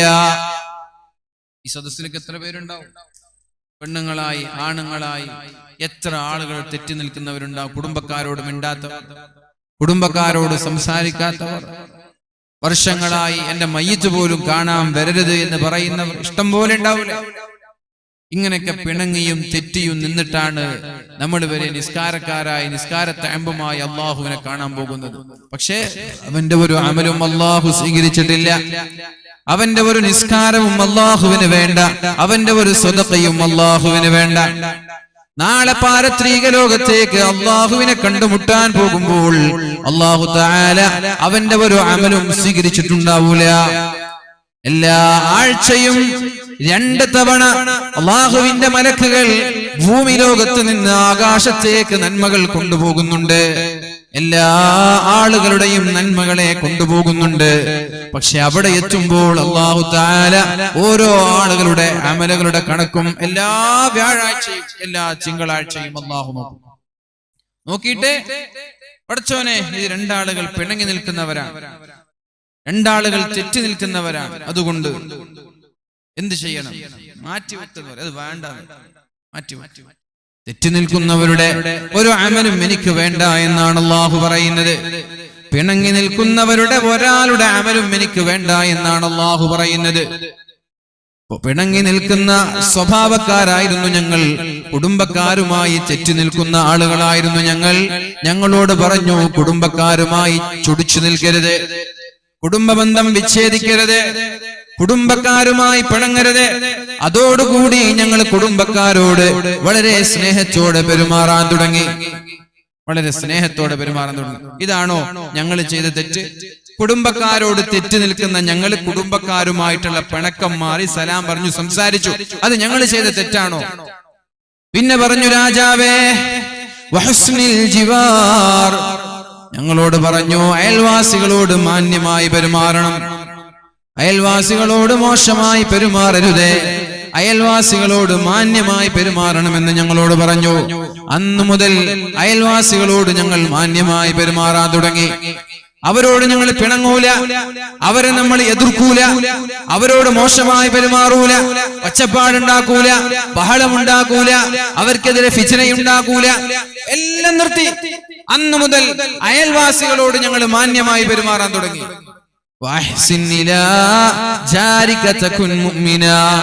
അയൽവാസികളോട് മാന്യമായി പെരുമാറിയാലേ നിങ്ങൾ യഥാർത്ഥ മുഅ്മിനാവുള്ളൂ എന്ന് അല്ലാഹുവിന്റെ ഹബീബ് പഠിപ്പിച്ചപ്പോ അയൽവാസികളെ ബഹുമാനിക്കാൻ തുടങ്ങി. ഇതാണോ ഞങ്ങൾ ചെയ്ത തെറ്റ്? വനഹാനാ അനിൽ ഫവാഹിഷ്, ഞങ്ങൾ വ്യഭിചരിക്കാറുണ്ടായിരുന്നു, വ്യഭിചരിക്കും. പെണ്ണിനോട് താല്പര്യം തോന്നിയാൽ അവളെയും കൂട്ടി കിടപ്പറ പങ്കിടാൻ ഞങ്ങൾക്കൊരു മടിയുമില്ല. അത് ആരുടെ മകളായാലും ആരുടെ ഭാര്യയായാലും ആരുടെ സഹോദരിയായാലും ആരോടെങ്കിലും വികാരം തോന്നിയാൽ ആരോടെങ്കിലും ഇഷ്ടം തോന്നിയാൽ അവരുമായി കിടപ്പറ പങ്കിടാൻ ഞങ്ങൾക്കൊരു മടിയും ഉണ്ടായിട്ടില്ല. അല്ലെന്നെ നബി തങ്ങളുടെ അടുത്തേക്ക് ഒരാൾ വന്നത്, നബിയെ ഞാൻ മുസ്ലിം ആവാം, പക്ഷേ എനിക്ക് വ്യഭിചരിക്കാൻ അവസരം തരണം. മുസ്ലിം ആവാം, മുസ്ലിം ആയതിനു ശേഷം വ്യഭിചാരം ഹറാമാണെന്ന് എന്നോട് പറയരുത്, അതെനിക്ക് മാറ്റി നിർത്താൻ പറ്റൂല, വ്യഭിചാരം എന്റെ വീക്ക്നെസ് ആണ്. ആയിക്കോട്ടെ, അയാൾ മുസ്ലിമായി. പിന്നെയാണ് അല്ലാഹുവിന്റെ ഹബീബ് അയാളോട് ചോദിച്ചത്, നിന്റെ ഉമ്മയെ മറ്റൊരാള് വ്യഭിചരിക്കുന്നത്, നിന്റെ സഹോദരിയെ മറ്റൊരാള് വ്യഭിചരിക്കുന്നത്, നിന്റെ ഭാര്യയെ മറ്റൊരാള് വ്യഭിചരിക്കുന്നത്, നിന്റെ മക്കളെ മറ്റൊരാള് വ്യഭിചരിക്കുന്നത് നിനക്ക് ഇഷ്ടമാണോ? അല്ല. എന്നാൽ നീ വ്യഭിചരിക്കുന്നത് ഒന്നുകിൽ മറ്റൊരാളുടെ ഉമ്മ, അല്ലെങ്കിൽ സഹോദരി, അല്ലെങ്കിൽ മക്കൾ, അല്ലെങ്കിൽ ഭാര്യ. അവർക്കും അത് ഇഷ്ടമല്ലല്ലോ, അപ്പൊ ഒഴിവാക്കുക. ഇത് കേട്ടപ്പോ പടച്ചോനെ ഇങ്ങനെയൊക്കെയുണ്ടോ, ഇങ്ങനെയൊക്കെയുണ്ടോ, എന്നാ എനിക്കത് ഇനി വേണ്ട, ഞാൻ നിർത്തി. എനിക്ക് ഏറ്റവും വെറുപ്പുള്ള കാര്യമായി വ്യഭിചാരം മാറി എന്ന് പറഞ്ഞയാൾ തിരിച്ചുപോയി. എനിക്ക് വ്യഭിചാരത്തിന് മാത്രം എക്സ്ക്യൂസ് തരണം, അതിന് മാത്രം നിങ്ങൾ സ്ട്രിക്റ്റ് ആക്കരുത്. ബാക്കിയൊക്കെ ഓക്കെ, നിസ്കരിക്കാം, ഖുർആൻ ഓതാം, സകാത്ത് കൊടുക്കാം, നോമ്പ് നോക്കാം, പലിശ തിന്നൂല, പക്ഷെ ഈ വിഷയം നിങ്ങൾ അങ്ങനെ സ്ട്രിക്റ്റ് ആക്കാൻ പാടില്ല. ആയിക്കോട്ടെ. പക്ഷെ ഇത് പറഞ്ഞപ്പോഴേക്കും അയാളിൽ അത്ഭുതകരമായ മാറ്റങ്ങൾ ഉണ്ടായി. ഇതാണോ രാജാവേ, വ്യഭിചാരം ഞങ്ങൾ നിർത്തി, ഞങ്ങളുടെ ഭാര്യ ഹലാലായ ഭാര്യയല്ലാതെ വേറെ ഒരു ഹറാമായ ഇടപാടും ഞങ്ങൾക്കുണ്ടായില്ല, ഞങ്ങൾ നിർത്തിവെച്ചു. ഇതാണോ ഞങ്ങൾ ചെയ്ത തെറ്റ്? വാഖ്ലുമാലിൽ യതീം, യതീമക്കളുടെ സമ്പാദ്യം ഞങ്ങൾ തിന്നാറുണ്ടായിരുന്നു. അനാഥരായ ആളുകൾ പിതാവ് മരിച്ചുപോയാൽ അവരെ പരിഗണിക്കാതെ അവരുടെ സമ്പാദ്യം ഞങ്ങൾ കട്ടെടുക്കാറുണ്ടായിരുന്നു. ഞങ്ങളത് നിർത്തി. ഇതെല്ലാം ഞങ്ങൾ നിർത്തി. ഇതാണ് ഞങ്ങളിലുണ്ടായ മാറ്റം. നിങ്ങൾ പറയണം രാജാവേ, ഇത് ഞങ്ങൾ ചെയ്ത തെറ്റാണോ? ഇതിന്റെ പേരിലാണ് മക്കയിൽ നിന്ന് ഹബശീനയിലേക്ക് ഞങ്ങളെ ആട്ടിയോടിച്ചത്. എന്നിട്ട് ഞങ്ങളെ വധിക്കാനുള്ള താല്പര്യത്തോടെ, പീഡിപ്പിക്കാനുള്ള താല്പര്യത്തോടെ തിരിച്ചു ചോദിക്കുകയാണ്. അപ്പോഴാണ് നജാഷി രാജാവ് പറഞ്ഞത്, ഞാനുള്ള കാലത്തോളം നിങ്ങൾക്കിടെ സ്വതന്ത്രമായി ജീവിക്കാം, ഞാനുള്ള കാലത്തോളം നിങ്ങൾക്കൊരു പേടിയും പേടിക്കണ്ട, ഞങ്ങളുടെ ഭാഗത്ത് തെറ്റില്ല. എന്നാൽ ഇത് തന്നെയാണ് മുസ്ലിം, ഇത് തന്നെയാണ് ഇസ്ലാം. ഈ ഇസ്ലാമിനെയാണ് ലോകത്തിന് നമ്മൾ കാഴ്ചവെക്കേണ്ടത്. ഈ ഇസ്ലാമിനെയാണ് ലോകത്തിന് നമ്മൾ കാണിച്ചു കൊടുക്കേണ്ടത്. ഇസ്ലാമിന്റെ ലോകത്തിന്റെ ദാഹം ഇങ്ങനെ ഒരു മുസ്ലിമിനെ കാണാനാണ്. അപ്പൊ അങ്ങനെ ഒരു മുസ്ലിമായി നമ്മൾ മാറിയാൽ ഒരാളും നമ്മൾക്കെതിരെ തിരിയൂല. മുഅ്മിനീങ്ങളെ, അല്ലാഹു റബ്ബ് സുബ്ഹാനഹു വ തആല ഇസ്സത്തും പ്രതാപവും തിരിച്ചു നൽകട്ടെ. അപ്പൊ ഞാൻ പറഞ്ഞു വരുന്നത്, ഇസ്ലാം എന്ന് പറഞ്ഞാൽ ഇതിനാണ്. ആർക്കെങ്കിലും ഇസ്ലാമിനെ കുറിച്ച് തെറ്റായ ധാരണകൾ ഉണ്ടെങ്കിൽ, ഇസ്ലാമോ ഫോബിയ മൂലം ലോകത്തെ അല്ലാഹുവിന്റെ റസൂൽ സല്ലല്ലാഹു അലൈഹി വസല്ലം ഹിറാ ഗുഹയിൽ ഇരിക്കാൻ തുടങ്ങിയ അന്ന് തുടങ്ങിയതാണ് ഇസ്ലാമോഫോബിയ. എന്തുകൊണ്ട്? വ്യഭിചാരികളായ ആളുകൾക്ക് സ്വതന്ത്രമായി വ്യഭിചരിക്കാൻ കഴിയില്ല, കള്ളപ്പലിശക്കാർക്ക് പലിശയുടെ ഇടപാട് നടത്താൻ കഴിയില്ല, കള്ളുകുടിയന്മാരായ ആളുകൾക്ക് കള്ളു കുടിക്കാൻ കഴിയില്ല. ഇങ്ങനെ ഓരോ തെറ്റായ കാര്യങ്ങളെയും മുഖം നോക്കി പറയാനും തെറ്റ് തിരുത്താനും പരിശുദ്ധ ഇസ്ലാം പഠിപ്പിച്ചത് കാരണത്താൽ ആളുകൾക്ക് ഇസ്ലാമിനോട് വെറുപ്പ് തോന്നി. ലോകത്തും മതമുണ്ടാവരുത് എന്ന ചിന്തയാണ്. ഇങ്ങനെ ഓരോന്നായി മതമില്ലാതെ എന്ത് വേണോ, എന്ത് ആഗ്രഹിക്കുന്നുവോ അത് ചെയ്ത് ജീവിക്കണമെന്നുള്ള താല്പര്യം. ആദ്യം തകർക്കേണ്ടത് ഇസ്ലാമിനെയാണ്. ഇസ്ലാം തകർന്നാൽ മറ്റുള്ള മതങ്ങളെല്ലാം ഒന്നിന് പിറകെ ഒന്നായി നശിച്ചോളും എന്ന് ഇവിടെയുള്ള എല്ലാ യുക്തിവാദികൾക്കും അറിയാം. അപ്പൊ ഈ മഹത്തായ ഇസ്ലാമിനെ ജനങ്ങളുടെ മുമ്പിൽ ഭീമാകാരമായ വർഗീയതയുടെ തീവ്രവാദത്തിന്റെ പട്ടമേൽപ്പിച്ച് ഇതിനെ നശിപ്പിക്കാനുള്ള ശ്രമങ്ങൾ നടന്നുകൊണ്ടിരിക്കുകയാണ്. പക്ഷെ അവരോടാണ് പറയുന്നത്, കർബല എന്ന് പറയുന്നത് ഹുസൈൻ റളിയല്ലാഹു അൻഹുവിന്റെ മരണമാണെങ്കിലും, മഹാനായ ഹുസൈൻ റളിയല്ലാഹു അൻഹുവിന്റെ ഷഹാദത്താണെങ്കിലും അത് പതനം യസീദിന്റെ പതനമാണ്. ഖത്ലേ ഹുസൈൻ അസ്ലിമേ മർഹേ യസീദ് ഹേ, ഇസ്ലാം സിന്ദ ഹോതാ ഹേ ഹർ കർബലാ കെ ബാദ്. ലോകത്ത് എത്ര കർബല നടന്നാലും ഇസ്ലാം വളരുകയല്ലാതെ തളർന്നു പോവില്ല. അങ്ങനെയാണ് പറഞ്ഞത്. മഹാനായ ഹുസൈൻ റളിയല്ലാഹു അൻഹു അടക്കമുള്ള അല്ലാഹുവിന്റെ ഹബീബിന്റെ എല്ലാ കുടുംബങ്ങളെയും അവർ വധിച്ചു കളഞ്ഞു. അല്ലാഹുവിന്റെ ഹബീബിന്റെ എല്ലാ കുടുംബങ്ങളെയും വധിച്ചു കളഞ്ഞു. രോഗിയായ മഹാനായ അലിയും സൈനുൽ ആബിദീൻ തങ്ങളൊഴികെ, ഒരാളൊഴികെ യുദ്ധത്തിൽ പങ്കെടുക്കാത്ത അല്ലാഹുവിന്റെ മക്കളിൽ ഒരാളൊഴികെ, പൗത്രന്മാരിൽ ഒരാളൊഴികെ, നബി തങ്ങളുടെ കുടുംബം അഹ്ലു ബൈത്ത്, ഫാത്തിമ ബീവിയുടെ മക്കൾ ഹസൻ ഹുസൈൻ റളിയല്ലാഹു അൻഹുവിന്റെ എല്ലാ മക്കളെയും കർബലയിൽ വെച്ച് കഴുത്തുറുത്തു കൊല്ലുകയുണ്ടായി. ആകെ വാക്കിയാധാര യുദ്ധത്തിന് പോവാതെ രോഗിയായി കിടക്കുന്ന മഹാനായ സൈനുൽ ആബിദീൻ തങ്ങളാണ് ബാക്കിയായത്. മറ്റുള്ള എല്ലാ ആളുകളും കർബലയിൽ വെച്ച് മരിച്ചുപോയി. അന്ന് വലിയ ഒരു കിംവദന്തി പരന്നു, ഇനി ഇസ്ലാമില്ല എന്ന്, ഇനി ഇസ്ലാം ഉണ്ടാവൂല, ഇസ്ലാം ഇതോടുകൂടി തകർന്നു പോയി എന്ന്. കാരണം അള്ളാഹുവിന്റെ ഹബീബിന്റെ കുടുംബം തീർന്നുപോയല്ലോ. ഒരാളല്ലേ ബാക്കിയുള്ളൂ, ബാക്കിയുള്ളവരെല്ലാം മരിച്ചുപോയി, ഷഹീദായി, രക്തസാക്ഷിയായി. ഇനി ഇസ്ലാം ഉണ്ടാവൂല എന്ന് പറഞ്ഞ സ്ഥലത്ത് നിന്നാണ് അത്ഭുതകരമായി ഇസ്ലാം വളർന്നു പന്തലിച്ചത്. അത്ഭുതകരമായി ഇസ്ലാം വളർന്നു പന്തലിച്ചത്. ഖത്ലേ ഹുസൈൻ അസ്ലമേ വർഹേ യസീദ് ഹേ. സത്യത്തിൽ മഹാനായ ഹുസൈൻ റളിയല്ലാഹു അൻഹുവിന്റെ കൊലപാതകം, ഇസ്ലാം മഹാനായ ഹുസൈൻ റളിയല്ലാഹു അൻഹുവിന്റെ ഷഹാദത്ത്, അത് യസീദിന്റെ മരണമാണ്. കാരണം ഇസ്ലാം തകരുകയല്ല, അതിനുശേഷം ഇസ്ലാം വളരുകയാണ് ചെയ്തത്. ലോകത്ത് ഇസ്ലാമിന്റെ ചരിത്രം എവിടെ നോക്കിയാലും തുർക്കിയിൽ ഒരുപാട് കാലം ഒട്ടോമൻ എംപയർ ഉണ്ടായിരുന്നു. അവിടെ വളരെ മനോഹരമായ ഇസ്ലാമിക രാജ്യമുണ്ടായിരുന്നു. ആ ഇസ്ലാമിക രാജ്യത്തിലേക്കാണ് അത്താതുർക്ക് കടന്നു വരുന്നത്. അത്താതുർക്ക് അവിടെ ബാങ്ക് കൊടുക്കാൻ വിട്ടില്ല, നിസ്കരിക്കാൻ വിട്ടില്ല. ഇസ്ലാമിന്റെ പരസ്യമായ സർവ്വ അടയാളങ്ങളെയും എടുത്തു കളഞ്ഞു. ഹിജാബ് ധരിക്കാൻ പാടില്ല, തൊപ്പി ധരിക്കാൻ പാടില്ല, പരസ്യമായി ബാങ്ക് വിളിക്കരുത്, പരസ്യമായി ഖുർആൻ ഓതരുത്. അങ്ങനെ മുസ്ലിം രാഷ്ട്രത്തിൽ വെച്ച് ഇസ്ലാമിന്റെ സർവ്വ അടയാളങ്ങളും തകർത്ത് തരിപ്പണമാക്കി. ആ അത്താതുർക്കിന്റെ തുർക്കിയാണ്, ആ അത്താതുർക്കിന്റെ തുർക്കിയാണ് ഇന്ന് പരിശുദ്ധമായ റബീഉൽ അവ്വൽ 12-ാം ദിവസം ലൈലത്തുൽ ഖദറിന്റെ രാത്രി പോലെ, ലൈലത്തുൽ ഖദറിന്റെ രാത്രി പോലെ ഉറങ്ങാതെ പരിശുദ്ധമായ ഖുർആൻ ഓതി സ്വലാത്ത് ചൊല്ലി ലൈലത്തുൽ ഖദറിന്റെ രാത്രി പോലെ അല്ലാഹുവിന്റെ ഹബീബ് ജനിച്ച ആ ദിവസത്തെ ബഹുമാനിക്കുന്നുണ്ട് തുർക്കി. തുർക്കിയിലുള്ള സർവ്വ പള്ളികളിലും സുന്നത്ത് ജമാഅത്തിന്റെ ആശയങ്ങൾ, തുർക്കിയിലുള്ള സർവ്വ പള്ളികളിലും റബീഉൽ അവ്വൽ 12-ന്റെ രാത്രിയായാൽ അവർക്ക് ഉറക്കില്ല. എന്റെ കൂടെ എന്റെ ഒരു സുഹൃത്ത്, ഹുദവിയായ സുഹൃത്ത് തുർക്കിയിൽ പഠിച്ചുകൊണ്ടിരുന്നു. അതേപോലെ എന്റെ ഒരു അനുജനും ഉണ്ടായിരുന്നു തുർക്കിയിൽ. ഈ റബീഉൽ അവ്വലിന്റെ രാത്രിയിൽ ഒരു ഖത്തം ഖുർആൻ ഓതി തീർത്ത ആളുകൾ വരെയുണ്ട്. 12-ാം രാത്രിയിൽ ഉറങ്ങാതെ പരിശുദ്ധമായ ഖുർആൻ ഓതി അള്ളാഹുവിന്റെ ഹബീബിനോടുള്ള ഇഷ്ടം കാരണത്താൽ. അപ്പൊ എവിടെയാണോ ഇസ്ലാമിന്റെ അടയാളത്തെ മായ്ച്ചു കളയാൻ ആളുകൾ ശ്രമിക്കുന്നത്, അവിടെ ഇസ്ലാം വളരുകയല്ലാതെ തളരുമെന്ന് ആരും വിചാരിക്കണ്ട, ആരും വിശ്വസിക്കണ്ട. പക്ഷേ അല്ലാഹുവിന്റെ ഹബീബായ റസൂലുള്ളാഹി സ്വല്ലല്ലാഹു അലൈഹി വസല്ലമ തങ്ങൾ വ്യക്തമായി ചില നിർദ്ദേശങ്ങൾ നമ്മൾക്ക് നൽകിയിട്ടുണ്ട്. വെറുതെ അങ്ങ് വിജയിക്കുമെന്ന്, വെറുതെ അങ്ങ് പിടിച്ചു നിൽക്കാൻ സാധിക്കുമെന്ന് നിങ്ങൾ ആരും വിചാരിക്കണ്ട. റസൂലുള്ളാഹി സ്വല്ലല്ലാഹു അലൈഹി വസല്ലമ തങ്ങളുടെ സമീപത്തേക്ക് മഹാനായ ഖബ്ബാബ് റളിയല്ലാഹു അൻഹു കടന്നു വരുന്നുണ്ട്. മഹാനായ ഖബ്ബാബ് റളിയല്ലാഹു അൻഹു കടന്നു വരുന്നുണ്ട്.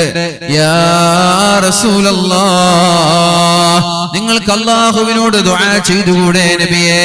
മത്താ തദഉല്ലാഹ ലനാ വമത്താ തസ്തൻസിറു ലനാ. നബിയേ, നിങ്ങൾക്ക് അല്ലാഹുവിനോട് ദുആ ചെയ്തുകൂടെ നബിയേ? അല്ലാഹുവിനോട് സഹായം ചോദിച്ചുകൂടെ നബിയേ? എത്ര കാലമായി പ്രയാസങ്ങൾ അനുഭവിക്കാൻ തുടങ്ങിയിട്ട്? മുസ്ലിമായതിന്റെ പേരിലാണ് കത്തിച്ചൊലിച്ചുകൊണ്ടിരിക്കുന്ന അടുപ്പിലേക്ക് വസ്ത്രം ഇല്ലാതെ വിവസ്ത്രനായി ശരീരമാസകലം വസ്ത്രങ്ങളെല്ലാം ഊരിയെടുത്തിട്ട് നഗ്നനായി അടുപ്പിൽ കിടത്തിയത്. വളരെ നീളത്തിലൊരു അടുപ്പുണ്ടാക്കി, വളരെ നീളത്തിലൊരു അടുപ്പുണ്ടാക്കി. ആ അടുപ്പിനെ ഖബ്ബാബ് റളിയല്ലാഹു അൻഹുവിന്റെ ശരീരത്തിന്റെ പിന്നിലുള്ള മാംസത്തിന്റെ തണുപ്പ് കൊണ്ടിട്ടാണ്. ആ ഖബ്ബാബ് റളിയല്ലാഹു അൻഹുവിന്റെ പുറംഭാഗം നിറയെ വെളുത്ത് വെള്ളപ്പാണ്ട് പോലെ തീയിന്റെ അടയാളങ്ങളായിരുന്നു. എന്തു തെറ്റ് ചെയ്തതിന്റെ പേരിലാണ്? ഒരു തെറ്റും ചെയ്തിട്ടില്ല. എന്താ തെറ്റ്?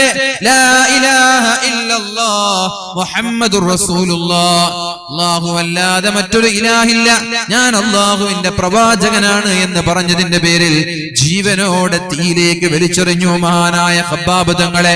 ആ ഖബ്ബാബ് തങ്ങളാണ് അല്ലാഹുവിന്റെ ഹബീബിനോട് ചോദിച്ചത്, അലാ തദഉല്ലാഹ ലനാ, അല്ലാഹുവിനോട് ഞങ്ങൾക്ക് വേണ്ടി ദുആ ചെയ്തുകൂടെ? എത്ര കാലമായി കഷ്ടം അനുഭവിക്കുന്നത്? എത്ര കാലമാണ് നബിയെ ഈ പ്രയാസം സഹിക്കുന്നത്? അതുകൊണ്ടൊന്ന് അല്ലാഹുവിനോട് ദുആ ചെയ്യണം, അല്ലാഹുവിനോട് പ്രാർത്ഥിക്കണം നബിയെ, ഈ ശത്രുക്കളുടെ ശർറിൽ നിന്ന്, ശത്രുക്കളുടെ പ്രയാസങ്ങളിൽ നിന്ന് രക്ഷപ്പെടാൻ. അപ്പോഴാണ് റസൂലുള്ളാഹി സ്വല്ലല്ലാഹു അലൈഹി വസല്ലമ തങ്ങൾ പരിശുദ്ധമായ സൂറത്തുൽ ബഖറയുടെ ഒരു ആയത്ത് ഓതി കൊടുക്കുന്നത്. ഖബ്ബാബേ, എന്താ നീ വിചാരിച്ചത്? വെറുതെ അങ്ങ് സ്വർഗ്ഗം കിട്ടുമെന്ന് വിചാരിച്ചോ ഖബ്ബാബ്?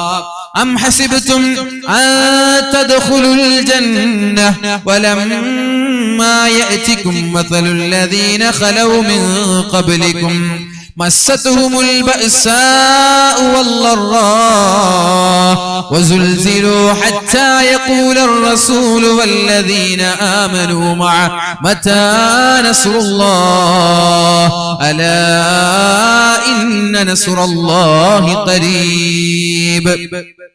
മഹാനായ ഖബ്ബാബ് തങ്ങളോട് അല്ലാഹുവിന്റെ ഹബീബ് പറയുകയാണ്, അം ഹസിബതും തദ്ഖുലുൽ ജന്ന, വെറുതെ അങ്ങ് സ്വർഗ്ഗത്തിൽ കടക്കാമെന്ന് വിചാരിച്ചോ ഖബ്ബാബ്?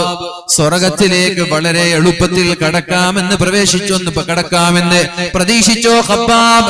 അം ഹസിബതും തദ്ഖുലുൽ ജന്ന വലമ്മാ യഅതികും മസലുൽ ലദീന ഖലൂ മിൻ ഖബ്ലികും, നിങ്ങൾക്ക് മുമ്പ് കഴിഞ്ഞുപോയ ആളുകൾ അനുഭവിച്ചതുപോലെ പീഡനങ്ങൾ അനുഭവിക്കാതെ, അവരനുഭവിച്ച പ്രയാസങ്ങൾ നേരിടാതെ, ദുരിതങ്ങളും പീഡനങ്ങളും പ്രാരാബ്ദങ്ങളും ഏൽക്കാതെ, വെല്ലുവിളികൾ ഏൽക്കാതെ വെറുതെ അങ്ങ് സ്വർഗ്ഗത്തിലേക്ക് കടക്കാൻ പറ്റുമെന്ന് വിചാരിച്ചോ ഖബ്ബാബേ എന്ന് അല്ലാഹുവിന്റെ ഹബീബായ റസൂലുള്ളാഹി സ്വല്ലല്ലാഹു അലൈഹി വസല്ലമ തങ്ങൾ മഹാനായ ഖബ്ബാബ് റളിയല്ലാഹു അൻഹുവിനോട് ചോദിക്കുകയാണ്, നിനക്കങ്ങനെ തോന്നുന്നുണ്ടോ ഖബ്ബാബേ?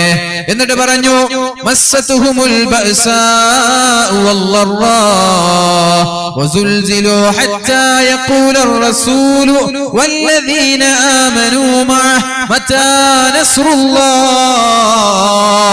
ഖബ്ബാബേ, നിന്റെ മുമ്പ് കഴിഞ്ഞുപോയ പ്രവാചകന്മാർ അവരുടെ കാലുകൾ വിറച്ചിട്ടുണ്ട്, അവരുടെ സമുദായത്തിന്റെ കാലുകൾ കിടുകിടാ വിറച്ചിട്ടുണ്ട്. വസുൽസിലു ഹത്താ യഖൂല الرسول والذين آمنوا معه متى نصر الله. എപ്പോഴാണ് റബ്ബേ അല്ലാഹുവിന്റെ സഹായം കിട്ടുന്നത്? മത്താ നസ്റുല്ലാഹ്, എപ്പോഴാണ് റബ്ബേ അല്ലാഹുവിന്റെ സഹായം കിട്ടുന്നത് എന്നിങ്ങനെ പേടിച്ച് വിറച്ചുകൊണ്ട് കഴിഞ്ഞ കാലങ്ങളിലെ പ്രവാചകന്മാരും അതേപോലെ മഹാന്മാരായ അവരുടെ അനുയായികളും അല്ലാഹുവിനോട് ദുആ ചെയ്തിട്ടുണ്ട്. ഖബ്ബാബേ, നമ്മളൊക്കെ അനുഭവിച്ചത് ചെറിയ ചെറിയ കാര്യങ്ങൾ. ആരോടായത് പറയുന്നത്? ജീവനോടെ പച്ചയ്ക്ക് തീയിലേക്ക് വലിച്ചെറിഞ്ഞ് പുറംഭാഗം മുഴുവനും വെള്ളപ്പാണ്ട് പോലെ വെളുത്തു കിടക്കുന്ന ഖബ്ബാബിനോടാ പറയുന്നത്. പട്ടിണിയാണ്, മക്കയിൽ നിന്ന് നിരന്തരമായി പീഡനമേറ്റപ്പോഴാണ് മദീനയിലേക്ക് യാത്ര പോയത്. എന്നാൽ മദീനയിലും ആശ്വാസമില്ല. മദീനയിൽ പോയപ്പോൾ, മദീനയിൽ എത്തിയപ്പോൾ അവിടെയും പ്രയാസം തന്നെയാണ്. ആ സമയത്താണ് ദുആ ചെയ്യാൻ പറഞ്ഞത്. എന്നിട്ട് റസൂലുള്ളാഹി സ്വല്ലല്ലാഹു അലൈഹി വസല്ലമ തങ്ങൾ ചോദിക്കുന്നുണ്ട്, ഖബ്ബാബേ, മുമ്പ് കഴിഞ്ഞു പോയ സമുദായങ്ങൾ അനുഭവിച്ച പ്രയാസങ്ങൾ എന്തൊക്കെയാണെന്നറിയുമോ ഖബ്ബാബേ? അവര് തെറ്റ് ചെയ്തിട്ടില്ല, ലാ ഇലാഹ ഇല്ലല്ലാഹ് എന്ന് പറഞ്ഞതിന്റെ പേരിൽ ഇരുമ്പിന്റെ കൂർത്ത മുനകളുള്ള ചീർപ്പുകൾ കൊണ്ടുവന്നിട്ട്, ഇരുമ്പിന്റെ മൂർച്ചയുള്ള കൂർത്ത മുനകളുള്ള ചീർപ്പുകൾ കൊണ്ടുവന്നിട്ട് ഒരാളെ തല വാർന്നെടുക്കുന്നത് പോലെ മാംസങ്ങൾ വാർന്നെടുത്തിട്ടുണ്ട് ഖബ്ബാബേ. ഒരാളെങ്ങനെ നിർത്തിയിട്ട് നല്ല മൂർച്ചയുള്ള ചീർപ്പ് കൊണ്ടുവന്നിട്ട് തല വാർന്നെടുക്കുന്നത് പോലെ മാംസം ഇങ്ങനെ വാർന്നെടുത്തു. എടുത്തിട്ട് എന്താ അവസാനം ബാക്കിയായത്? സ്കെൽട്ടൻ, ആ മനുഷ്യന്റെ അസ്ഥികൂടം മാത്രം. ആലോചിച്ചോക്കെ, ഒരു ഉറുമ്പ് കടിക്കുമ്പോൾ പോലും സഹിക്കാൻ കഴിയാത്ത നമ്മൾ, ഉറുമ്പ് കടിക്കുമ്പോൾ പോലും സഹിക്കാൻ കഴിയാത്ത നമ്മൾ, ചെറിയ ഒരു മുള്ള് കാലിലേക്ക് തറക്കുമ്പോൾ സഹിക്കാൻ കഴിയാത്ത നമ്മൾ, എങ്ങനെയാണ് മുഅ്മിനീങ്ങളെ ഇങ്ങനെ ഒരു പ്രയാസം നമ്മൾ നേരിടുന്നത്? ഇസ്ലാം സ്വീകരിച്ചതിന്റെ പേരിൽ ജീവനോടെ കൊന്നിട്ടല്ല. ഈമാൻ ഒരാൾ മരിച്ചിട്ട് റൂഹ്, ആത്മാവ് വിട്ടുപോയതിന്റെ ശേഷമല്ല, ജീവനോടെ മൂർച്ചയുള്ള ചീർപ്പ് അകത്തേക്ക് കയറ്റി ജീവനോട് ഇങ്ങനെ വാർന്നെടുക്കാണ് മാംസത്തെ. എന്നിട്ട് പോലും അവരാരും ഞങ്ങൾ ഇസ്ലാമിൽ നിന്ന് പിന്മാറുമെന്ന് പറഞ്ഞിട്ടില്ല. ഞങ്ങൾ ആരും മുസ്ലിം അല്ല, ഇനി ഇസ്ലാമിൽ നിന്ന് ഞങ്ങൾ പിന്മാറുമെന്ന് ഒരാളും പറഞ്ഞിട്ടില്ല. അതേപോലെ തന്നെ റസൂലുള്ളാഹി സ്വല്ലല്ലാഹു അലൈഹി വസല്ലമ തങ്ങൾ പറഞ്ഞു, ഇസ്ലാം സ്വീകരിച്ചതിന്റെ പേരിൽ നിങ്ങൾക്ക് മുമ്പ് കഴിഞ്ഞു പോയ ഒരാളെ ഒരു കുഴിയുണ്ടാക്കി, ആ കുഴി പകുതി ഒരു മനുഷ്യന്റെ ഊര വരെ ഒരു മനുഷ്യന്റെ പകുതി വരെ കുഴിയുണ്ടാക്കി ആ കുഴിയിൽ കിടത്തി എന്നിട്ട് നല്ല മൂർച്ചയുള്ള ഈർച്ചവാള് കൊണ്ടുവന്ന് രണ്ടുപേരപ്പുറത്തു നിന്നും ഇപ്പുറത്തു നിന്നും തലയുടെ മധ്യത്തിൽ വെച്ചിട്ട് മരം ഈർന്നെടുക്കുന്നത് പോലെ മരത്തെ രണ്ട് കഷ്ണമാക്കുന്നത് പോലെ ഒരു മുസ്ലിമായതിന്റെ പേരിൽ ലാ ഇലാഹ ഇല്ലല്ലാഹ് എന്ന് ചൊല്ലിയതിന്റെ പേരിൽ ഇങ്ങനെ ശരീരത്തെ രണ്ട് കഷ്ണമാക്കി പിളർത്തിയിട്ടുണ്ട്. എന്നിട്ട് പോലും അവരാരും പിന്മാറാൻ തയ്യാറായിട്ടില്ല. അതുകൊണ്ട് ഖബ്ബാബേ, ഇതൊന്നും വലിയ പ്രശ്നമല്ല, ഇതൊന്നും വലിയ പ്രശ്നമല്ല. നാളെ സ്വർഗത്തിൽ കടക്കണ്ടേ ഖബ്ബാബ്? സ്വർഗത്തിലേക്ക് കടക്കാൻ എളുപ്പമല്ല ഖബ്ബാബേ. അം ഹസിബതും മാ തദ്ഖുലുൽ ജന്ന, സ്വർഗത്തിലേക്ക് വെറുതെ അങ്ങ് കടക്കുമെന്ന് പ്രതീക്ഷിച്ചോ ഖബ്ബാബ്? വലമ്മാ യഅതികും മസലുൽ ലദീന ഖലൗ മിൻ ഖബ്ലികും, നിങ്ങൾക്ക് മുമ്പ് കഴിഞ്ഞു പോയ ആളുകൾ അനുഭവിച്ചതുപോലെയുള്ള പ്രയാസങ്ങൾ അനുഭവിക്കാതെ നിങ്ങൾ ആരും നാളെ സ്വർഗത്തിലെത്തുമെന്ന് പ്രതീക്ഷിക്കണ്ട. മസ്സതുഹുമുൽ ബഅസാഉ വല്ലറാ, വ്യഭിചാരത്തിനെതിരെ പ്രഭാഷണം നടത്തിയതിന്റെ പേരിലാണ് മഹാനായ സക്കരിയ നബി അലൈഹിസ്സലാമിനെ വധിച്ചു കളഞ്ഞത്. മഹാനായ യഹ്യാ നബി അലൈഹിസ്സലാമിനെ വധിച്ചു കളഞ്ഞത് വ്യഭിചാരത്തിനെതിരെ പ്രഭാഷണം നടത്തിയതിന്റെ പേരിൽ. വിചാരത്തിനെതിരെ പ്രഭാഷണം നടത്തിയതിന്റെ പേരിൽ വധിച്ചു കളഞ്ഞു. ആരാ പ്രശ്നം ഉണ്ടാക്കിയത്? നാട്ടിലെ വ്യഭിചാരി പെണ്ണുങ്ങളാണ് പ്രശ്നമുണ്ടാക്കിയത്. അവരുടെ ജോലി പോവാൻ, അവരുടെ വരുമാനം കുറയാൻ. അപ്പൊ വരുമാനം കുറയുമ്പോ ആരായാലും കുഴപ്പമുണ്ടാക്കും. മയക്കുമരുന്ന് പോലെയുള്ള കഞ്ചാവ് മാഫിയക്കെതിരൊക്കെ പ്രഭാഷണം നടത്തിയാൽ കുഴപ്പമുണ്ടാക്കും. എന്തുകൊണ്ട്? അവരുടെ വരുമാനം കുറയാൻ. അപ്പൊ ഇങ്ങനെ വരുമാനം മുട്ടുന്ന സ്ഥലമായാൽ അവിടെ ദീന് നോക്കൂല. എങ്ങനെങ്കിലും പൈസ ഉണ്ടാക്കണമെന്ന ചിന്തയല്ലാതെ അത് ഹലാലാണോ അത് ഹറാമാണോ എന്നുള്ള ഒരു ചിന്ത പോലും നമ്മൾക്കില്ല. അങ്ങനെ ഒരു സമുദായമായി നമ്മൾ മാറിയിട്ടുണ്ട്. റസൂലുള്ളാഹി സ്വല്ലല്ലാഹു അലൈഹി വസല്ലം നമ്മോട് പഠിപ്പിച്ചു. മുസ്ലിമീങ്ങളായ മുഅ്മിനീങ്ങളായ എല്ലാ ആളുകളോടും ഞാൻ പറയുകയാണ്, പൗരത്വ ബിൽ എന്താണെന്ന് ഞാൻ നിങ്ങളോട് പറഞ്ഞു തരേണ്ട ആവശ്യമില്ല, അതിനെ വിശദീകരിച്ചു തരേണ്ട ആവശ്യമില്ല.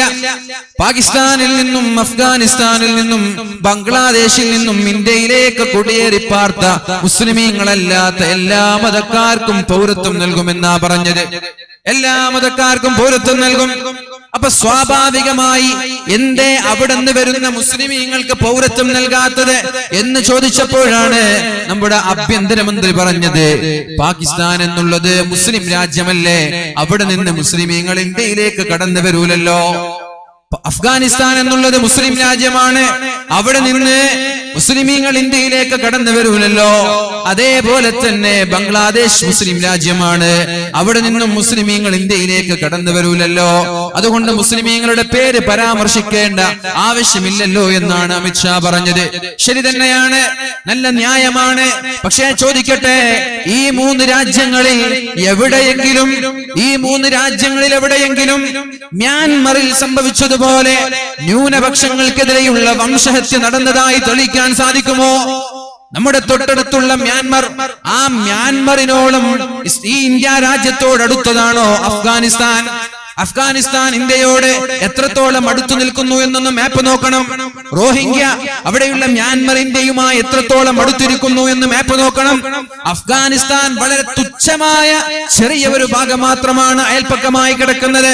എന്നാൽ മ്യാൻമർ അങ്ങനെയല്ല. എന്നാൽ ശ്രീലങ്ക എങ്ങനെയല്ല. ശ്രീലങ്കയുടെ LTTE-യുടെ പീഡനം മൂലം എത്രയോ മുസ്ലിമീങ്ങൾ ഇന്ത്യയിലേക്ക് കടന്നു വന്നിട്ടുണ്ട്.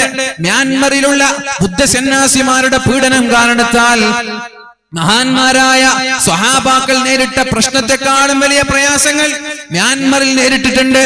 മുള്ളിന്റെ മരങ്ങളിൽ അവരെ കെട്ടിയിട്ടടിച്ചിട്ടുണ്ട്, ജീവനോടെ കത്തിച്ചിട്ടുണ്ട്. ഇതൊക്കെ നമ്മൾ ലൈവായി നമ്മുടെ വീഡിയോകൾ കണ്ടതാണ്. ഇതുപോലെ മ്യാൻമറിൽ നടന്നതുപോലെയുള്ള വംശഹത്യ ഈ മൂന്ന് രാജ്യങ്ങളിലും നടന്നിട്ടില്ല. എന്തുകൊണ്ട്? മ്യാൻമറിൽ നിന്ന് ഇന്ത്യയിലേക്ക് കടന്നു വന്ന മുസ്ലിമീങ്ങൾക്ക് പൗരത്വം നൽകുമെന്ന് പറഞ്ഞില്ല. അവിടെയാണ് പ്രശ്നം. അതേപോലെ തന്നെ എന്തുകൊണ്ട് ശ്രീലങ്കയിൽ നിന്ന് കടന്നു വരുന്നവർക്ക് പൗരത്വം നൽകുമെന്ന് പറഞ്ഞില്ല? എന്തുകൊണ്ട് ബോധപൂർവം മനഃപൂർവ്വം അത് ഒഴിവാക്കി എന്നുള്ളതാണ് ചോദ്യം. പക്ഷേ ഞാൻ പറയട്ടെ, ഇത് മുസ്ലിമീങ്ങളുടെ പ്രശ്നമാണെന്ന് ആരും തെറ്റിദ്ധരിക്കണ്ട. ഇത് മുസ്ലിമീങ്ങളുടെ പ്രശ്നമല്ല. നമ്മളത് ബാധിക്കാനും പോകുന്നില്ല. ഇത് ഇന്ത്യക്കാരന്റെ പ്രശ്നമാണ്. ഇന്ത്യയുടെ ഭരണഘടനയെ പരസ്യമായി വ്യഭിചരിക്കുന്നവർ, പരസ്യമായി ചോദ്യം ചെയ്യുന്നവർ, പരസ്യമായി കൈകടത്തുമ്പോ നഷ്ടപ്പെടുന്നത് ഇന്ത്യയുടെ അഭിമാനമാണ്. മറ്റുള്ള രാജ്യങ്ങൾക്കിടയിൽ ഇന്ത്യയുടെ പ്രത്യേകമായ സ്ഥാനം എന്തായിരുന്നു? നാനാത്വത്തിൽ ഏകത്വം എന്ന് പറയുന്ന മനോഹരമായ ആശയം, സെക്യുലറിസം, മതേതരത്വം, ഇങ്ങനെയുള്ള സർവ മനോഹരമായ ആശയങ്ങൾ, എല്ലാ പൗരന്മാർക്കും തുല്യമായ നീതി, ഏത് മതക്കാരായാലും ഏത് വിഭാഗക്കാരായാലും എല്ലാ മതങ്ങൾക്കും തുല്യമായ നീതി. മതത്തിന്റെ പേരിൽ ഇവിടെ വിധി നിർണ്ണയിക്കാൻ പാടില്ല, മതത്തിന്റെ പേരിൽ ഇവിടെ പ്രശ്നമുണ്ടാക്കാൻ പാടില്ല.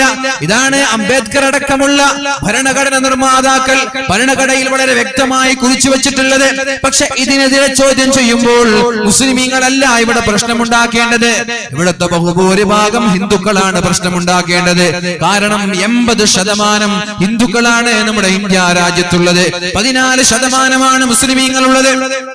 80% ഏകദേശം 79.8 ഹിന്ദുക്കളും 14.2 മുസ്ലിമീങ്ങളുമാണ് ഇന്ത്യയിലുള്ളത്. അപ്പൊ ആരോടായി വെല്ലുവിളി? ആരെയായി ചോദ്യം ചെയ്യുന്നത്? ഇവിടെയുള്ള നല്ലവരായ ഹിന്ദുക്കളോടാണ് ഈ വെല്ലുവിളിയുള്ളത്. എന്തിനേറെ ആസാമിലെ ഇനി പുതിയ പൗരത്വ രജിസ്ട്രേഷൻ കടന്നു വരുമ്പോ അവിടെ നൽകുന്ന രജിസ്ട്രേഷനിൽ എത്രയോ ഹിന്ദുക്കളെ കുടിയേറ്റക്കാരായിട്ടാണ് ചിത്രീകരിക്കുക. അവര് പൗരന്മാരാണ്, പക്ഷേ പുതിയ കുടി എന്ന് നമ്മൾ പറയാറുള്ളത് പോലെ നമ്മുടെ പള്ളിയിലേക്ക് മറ്റുള്ള ജമാഅത്തിൽ നിന്ന് വന്ന് പുതിയ വീടെടുത്താൽ ആ പള്ളിയിൽ ചേർക്കുന്നറിയോ? പുതിയ കുടി എന്നാ ചേർക്കുക. അത് ഈ പള്ളിന്റെ പ്രസിഡന്റ് ആണെങ്കിൽ ആരാണെങ്കിലും വർഷങ്ങളായാലും അത് പുതിയ കുടി അങ്ങനെ ചേർക്കുക. അതേപോലെ ഇന്ത്യയുടെ വർഷങ്ങളായി ആസാം പോലെയുള്ള സംസ്ഥാനങ്ങളിൽ താമസിക്കുന്നവർ ഹിന്ദുക്കളായാലും മറ്റുള്ള ഏത് മതങ്ങളായാലും അവർക്ക് ലഭിക്കാൻ പോകുന്ന അംഗീകാരം എന്നുള്ളത് കുടിയേറ്റക്കാരായ പൗരന്മാരെന്നുള്ളതാണ്. കുടിയേറ്റക്കാരായ പൗരന്മാർ, അവിടെയുള്ള ബ്രാഹ്മണരായ ആസാമികളായ ഹിന്ദുക്കൾ, ഇവർക്ക് പോലും പൗരത്വം നൽകാൻ പാടില്ല എന്ന അഭിപ്രായക്കാരാണ്. മുസ്ലിമീങ്ങൾക്കല്ല, മറ്റുള്ള മതങ്ങൾക്കും നൽകാൻ പാടില്ല എന്ന അഭിപ്രായക്കാരാണ്. അവിടെ പ്രശ്നമുണ്ടാക്കിയത് മുസ്ലിമീങ്ങളല്ല, അവിടെ കലാപമുണ്ടാക്കിയത് മുസ്ലിമീങ്ങളല്ല. ഏതായാലും ഇങ്ങനെ ഒരു തീരുമാനത്തെ മതം നോക്കാതെ എല്ലാ ആളുകളും ഒന്നിച്ചിറങ്ങിയിട്ടാണ് പ്രതിഷേധിക്കേണ്ടത്. ഏത് തോന്നിവാസവും ചെയ്യാമെന്നാണോ? അധികാരം കയ്യിൽ വന്നാൽ, ഭൂരിപക്ഷം കയ്യിൽ വന്നാൽ ഏത് തോന്നിവാസത്തരങ്ങൾക്കും മുന്നിൽ നിൽക്കാമെന്നാണോ? ഭരണഘടന വരെ മാറ്റം വരുത്താനുള്ള ധൈര്യം ആർക്കാ കൊടുത്തത്? ഈ ഇന്ത്യ രാജ്യം എന്ന് പറയുന്നത് മുസ്ലിമീങ്ങളുടെ സ്വത്തുകൂടിയാണ്. സ്വാതന്ത്ര്യ സമരമടക്കമുള്ള സമയങ്ങളിൽ ഇന്ത്യ രാജ്യത്തിന് വേണ്ടി പോരാടിയ മുസ്ലിമീങ്ങളെ എങ്ങനെയാ മറക്കാൻ കഴിയുക? അടിമകളായ സ്വാതന്ത്ര്യം കിട്ടാത്ത ഇന്ത്യയിലേക്ക് ഞാൻ വരൂല എന്ന് പറഞ്ഞ മഹാനായ ജവഹർലാൽ നെഹ്റു, മഹാനായ മുഹമ്മദ് അലി ജൗഹർ ബക്കിംഗ്ഹാം കൊട്ടാരത്തിൽ സ്വാതന്ത്ര്യം കിട്ടാത്ത അടിമത്വ ഇന്ത്യയിലേക്ക് ഞാൻ തിരിച്ചു പോകുന്നില്ല, ഞാൻ ഇവിടെ വെച്ച് ഈ നാട്ടിലും മരിക്കാൻ എനിക്ക് താല്പര്യമില്ല, എന്നെ ബൈത്തുൽ മുഖദ്ദസിലേക്ക് കൊണ്ടുപോകണമെന്ന് പറഞ്ഞ മൗലാന മുഹമ്മദ് അലി ജൗഹർ. അതേപോലെ തന്നെ മഹാനായ അബുൽ ബഷർ ആദം നബി അലൈഹിസ്സലാം ഇന്ത്യയിൽ നിന്ന് നടന്നുകൊണ്ട് 40 ഹജ്ജ് ചെയ്തിട്ടുണ്ട് എന്ന് പരിശുദ്ധ റസൂലുള്ളാഹി സ്വല്ലല്ലാഹു അലൈഹി വസല്ലമ തങ്ങൾ പറയുന്നത്. മുഗളന്മാരല്ല ഇവിടെ ഇസ്ലാം കൊണ്ടുവന്നത്, ബാബറല്ല, അക്ബറല്ല, ജഹാംഗീറല്ല, ഔറംഗസീബല്ല, ടിപ്പു സുൽത്താനല്ല. പിന്നെ ആരാണ് ഇവിടെ ഇസ്ലാം കൊണ്ടുവന്നത്? മഹാനായ ആദം നബി അലൈഹിസ്സലാമിന്റെ കാലം മുതൽ തന്നെ ഇവിടെ പ്രവാചകന്മാരുണ്ട്. മഹാനായ ആദം നബി അലൈഹിസ്സലാം ഇന്ത്യയിൽ നിന്ന് നടന്നിട്ട് 40 ഹജ്ജ് ചെയ്തിട്ടുണ്ട് എന്ന് ഹജ്ജ ആദമു മാശിയം മിനൽ ഹിന്ദി, ഇന്ത്യയിൽ നിന്ന് നടന്നിട്ട് 40 ഹജ്ജ് ചെയ്തിട്ടുണ്ട് എന്ന് പരിശുദ്ധ റസൂലുള്ളാഹ്. അപ്പൊ 40 ഹജ്ജ് ഇന്ത്യയിൽ നിന്ന് ചെയ്തു എന്ന് പറയുമ്പോ 39 ഹജ്ജും കഴിഞ്ഞിട്ട് തിരിച്ച് ഇന്ത്യയിലേക്ക് തന്നെ വന്നു എന്നല്ലേ അർത്ഥം?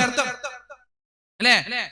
40 ഹജ്ജ് ആദം നബി അലൈഹിസ്സലാം ചെയ്തു എന്ന് പറയുമ്പോ ഒന്നാമത്തെ ഹജ്ജ് കഴിഞ്ഞ് തിരിച്ചു വന്നത് ഇന്ത്യയിലേക്കാണ്, രണ്ടാമത്തെ ഹജ്ജ് കഴിഞ്ഞ് തിരിച്ചു വന്നത് ഇന്ത്യയിലേക്കാണ്, മൂന്നാമത്തെ ഹജ്ജ് കഴിഞ്ഞ് തിരിച്ചു വന്നത് ഇന്ത്യയിലേക്കാണ്, നാലാമത്തെ ഹജ്ജ്, അങ്ങനെ 39 പ്രാവശ്യവും ഹജ്ജ് കഴിഞ്ഞ് ആദം നബി ഇന്ത്യയിലേക്ക് തിരിച്ചു വന്നു എന്നല്ലേ? വർഷങ്ങളോടും ഇവിടെ ജീവിച്ചു എന്നല്ലേ? അപ്പൊ അബുൽ ബഷർ ആദം നബി അലൈഹിസ്സലാം നമ്മുടെ പിതാവാണ്.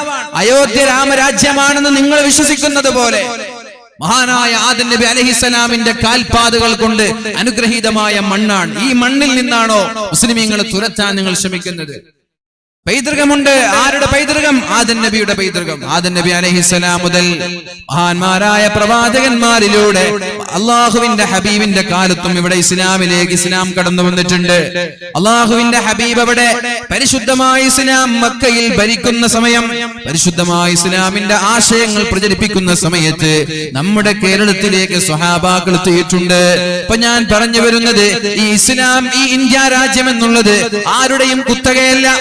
ബ്രിട്ടീഷുകാരുടെ ഷൂ പോളിഷ് ചെയ്ത് കൊടുത്തിരുന്ന, ബ്രിട്ടീഷുകാരുടെ ഷൂ നക്കി കൊടുത്തിരുന്ന ഫാസിസ്റ്റുകൾക്ക് അനന്തരാവകാശമായി കിട്ടിയതല്ല ഈ മഹത്തായ ഇന്ത്യ രാജ്യം എന്ന് പറയുന്നത്.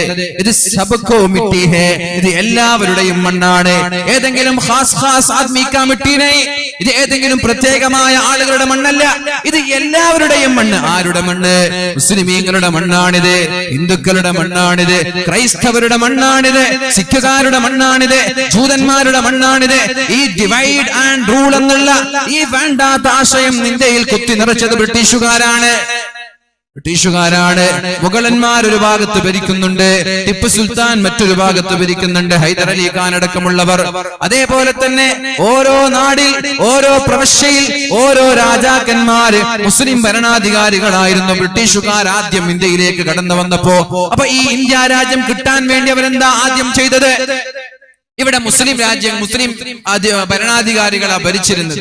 ആര്? ബ്രിട്ടീഷുകാർ ഇവിടേക്ക് വരുമ്പോ ഒരു സ്ഥലത്ത് മാത്രം സിഖുകാരുണ്ടായിരുന്നു, ബാക്കിയുള്ള എല്ലാ ഭരണാധികാരികളും മുസ്ലിമീങ്ങളായിരുന്നു. അപ്പൊ മുസ്ലിമീങ്ങളുടെ കയ്യിൽ നിന്ന് അധികാരം കിട്ടാൻ ആദ്യമായി ഇവിടേക്ക് കടന്നു വന്ന ബ്രിട്ടീഷുകാർ ചെയ്തത് ഇവിടുത്തെ ഹിന്ദുക്കളെ ഇസ്ലാമിനെതിരെ തിരിക്കുകയായിരുന്നു. ആദ്യമായി ഇവിടുത്തെ ഹിന്ദുക്കളെ ഇസ്ലാമിനെതിരെ തിരിക്കലായിരുന്നു അവരുടെ പണി. അങ്ങനെ ഹിന്ദുക്കളെ ഇസ്ലാമിനെതിരെ തിരിച്ചിട്ട് മുഗളന്മാരടക്കമുള്ള മഹാനായ ടിപ്പു സുൽത്താൻ അടക്കമുള്ള എല്ലാ മുസ്ലിം മുസ്ലിം നാടുകളും അവർ കൈക്കലാക്കി. പിന്നെയുള്ളത് ശിവാജിയാണ്. ആരുടെ ശിവാജി? നമ്മുടെ മഹാരാഷ്ട്രയിലുള്ള ശിവാജി. ആ ശിവാജിയെ എങ്ങനെയെങ്കിലും തോൽപ്പിച്ച് ഭരണം ലഭിക്കാൻ അവർ മുസ്ലിമീങ്ങളെ കൂടെ കൂട്ടി. മുസ്ലിമീങ്ങളോട് പറഞ്ഞു, ഹിന്ദുക്കളോടുള്ള വൈരാഗ്യം മുസ്ലിമീങ്ങൾ വിട്ടുകൊടുത്തു. അങ്ങനെ പരസ്പരം ഭിന്നിപ്പിച്ചുകൊണ്ട് മുസ്ലിം രാജാക്കന്മാരെ തകർക്കാൻ ഹിന്ദുക്കൾ ഉപയോഗിച്ചു, ഹിന്ദു രാജാക്കന്മാരെ തകർക്കാൻ മുസ്ലിമീങ്ങൾ ഉപയോഗിച്ച് ഭിന്നിപ്പിച്ചു ഭരിക്കാനുള്ള ആസൂത്രിതമായ നീക്കം വിജയം കണ്ടപ്പോഴാണ് ബ്രിട്ടീഷുകാർ ഇവിടെ വർഷങ്ങളോളം ഭരിച്ചത്. അതേ ഒരു വിഭജനത്തിന്റെ മന്ത്രവുമായിട്ട് ഇന്ത്യ രാജ്യത്തെ ഭിന്നിപ്പിക്കാൻ ശ്രമിക്കുന്ന എത്രയോ ആളുകൾ.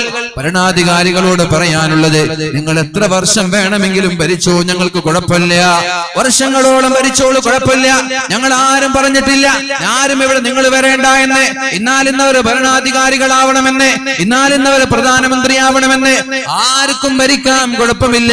പക്ഷേ ഇന്ത്യയുടെ ഭരണഘടനയെ ദയവ് ചെയ്ത് നിങ്ങൾ ചിന്തിക്കളയരുത്, അതിന്റെ പ്രതാപം നിങ്ങൾ നഷ്ടപ്പെടുത്തരുത്. നിങ്ങളുടെ അധികാരത്തിന് വേണ്ടി ഇവിടെ മുസ്ലിമീങ്ങളുടെയും ഹിന്ദുക്കളുടെയും ഇടയിൽ ഉണ്ടായ ആ ഒരു സൗഹാർദ്ദം നിങ്ങൾ തകർക്കരുത്, ആ ഒരു സൗഹാർദ്ദം നിങ്ങൾ തകർക്കരുത്.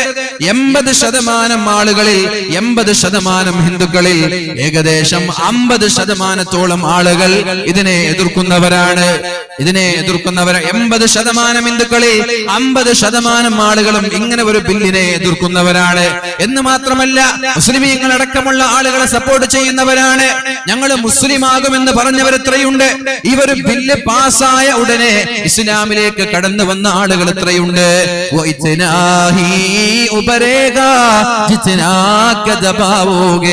इस्लाम की फितरत में कुदरत न लचकती है, वो इतना ही उभरेगा जितना कदबावोगे.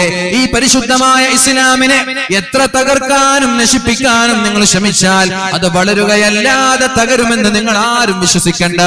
യുരീദൂന ലിയുത്ഫിഊ നൂറല്ലാഹ്, അല്ലാഹുവിന്റെ പ്രകാശത്തെ കെടുത്തി കളയാനാണ് നിങ്ങളുടെ ശ്രമമെങ്കിൽ വല്ലാഹു മുത്തിമ്മു നൂരി, ഈ പ്രകാശത്തെ അല്ലാഹു പൂർത്തീകരിക്കുമെന്നാണ്, ഈ പ്രകാശത്തെ അല്ലാഹു നിലനിർത്തുമെന്നാണ് പരിശുദ്ധ ഖുർആൻ നമ്മോട് പറഞ്ഞത്.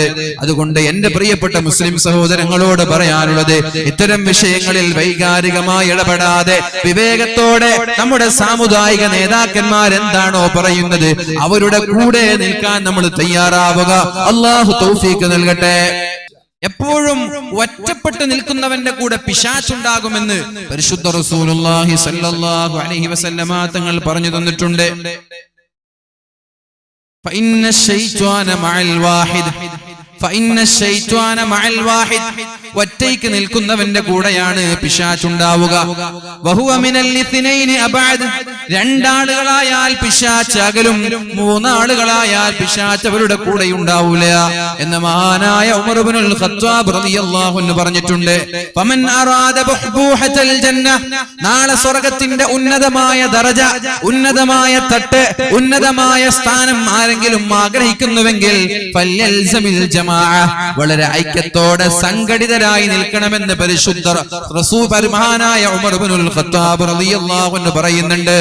മഹാനായ ഉമർ ഇബ്നുൽ ഖത്താബ് റളിയല്ലാഹു അൻഹു പറയാണ് സംഘടിതമായി നിൽക്കണമെന്ന്. അപ്പൊ സംഘടിതമായി നിൽക്കുക. ചില വിഷയങ്ങളിൽ പാർട്ടി നോക്കരുത്, ചില വിഷയങ്ങളിൽ സംഘടന നോക്കരുത്. എല്ലാത്തിലും സംഘടന നോക്കണ്ട. സംഘടന ഓരോ ആളുകൾക്ക് ഓരോ സംഘടന ഉണ്ടാവും, ഓരോ ആളുകൾക്ക് ഒരു രാഷ്ട്രീയ പാർട്ടി ഉണ്ടാവും. BDP-കാരുണ്ട് ഇവിടെ സ്റ്റേജിലുണ്ട്, ലീഗുകാരുണ്ട് സ്റ്റേജിൽ, INL-കാരുണ്ടാവും, ചിലപ്പോ CPM-കാരുണ്ടാവും. അത് ഓരോ ആളുകളുടെ സ്വാതന്ത്ര്യമാണ്. അതൊക്കെ കുട്ടിയെ പോലെയുള്ള BJP-കാരും ചിലപ്പോൾ ഉണ്ടാവും. അതൊക്കെ ഓരോ ആളുകളുടെ സ്വാതന്ത്ര്യമാണ്. അതൊന്നും നമ്മൾ ഇടപെടുന്നില്ല. പക്ഷേ ചില വിഷയങ്ങൾ വരുമ്പോ നമ്മൾ ഒന്നിക്കണം. അവിടെ പാർട്ടി നോക്കരുത്, അവിടെ രാഷ്ട്രീയം നോക്കരുത്, അവിടെ സംഘടന നോക്കരുത്.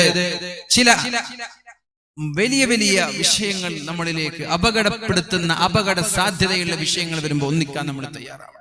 അല്ലാഹു റബ്ബ് സുബ്ഹാനഹു വ തആല തൗഫീഖ് നൽകട്ടെ. അങ്ങനെ ഒന്നിക്കുമ്പോഴാണ് അല്ലാഹുവിന്റെ സഹായം നമ്മൾക്കുണ്ടാവുന്നത്. ഭിന്നിച്ചു നിൽക്കുമ്പോൾ അല്ലാഹുവിന്റെ സഹായം ഉണ്ടാവൂല. ഭിന്നിച്ചു നിൽക്കുമ്പോൾ അല്ലാഹുവിന്റെ സഹായം ഉണ്ടാവൂല. ഭിന്നിച്ചു നിൽക്കുന്നവർക്കിടയിലേക്ക് അല്ലാഹുവിന്റെ മലക്കുകൾ പോലും വരൂല എന്നാണ്. അതുകൊണ്ട് ഐക്യത്തോടെ സംഘടിതരായി നിൽക്കാൻ നമ്മൾ തയ്യാറാവണം. അല്ലാഹു റബ്ബ് സുബ്ഹാനഹു വ തആല തൗഫീഖ് നൽകട്ടെ.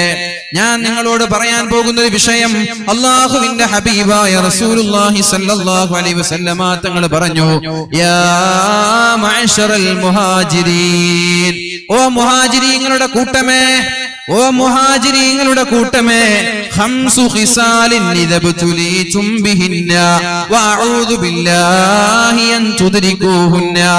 ഈ 5 വിഷയങ്ങളിൽ ഏതെങ്കിലും ഒന്ന് നമ്മുടെ ഭാഗത്തുണ്ടോ എന്ന് നമ്മൾ പരിശോധിക്കണം. 5 കാര്യം പറയാൻ പോവാണ്. ഇത് നിങ്ങൾക്ക് ഇല്ലാതിരിക്കട്ടെ എന്ന് ഞാൻ അള്ളാഹിനോട് ദുആ ചെയ്യാൻ.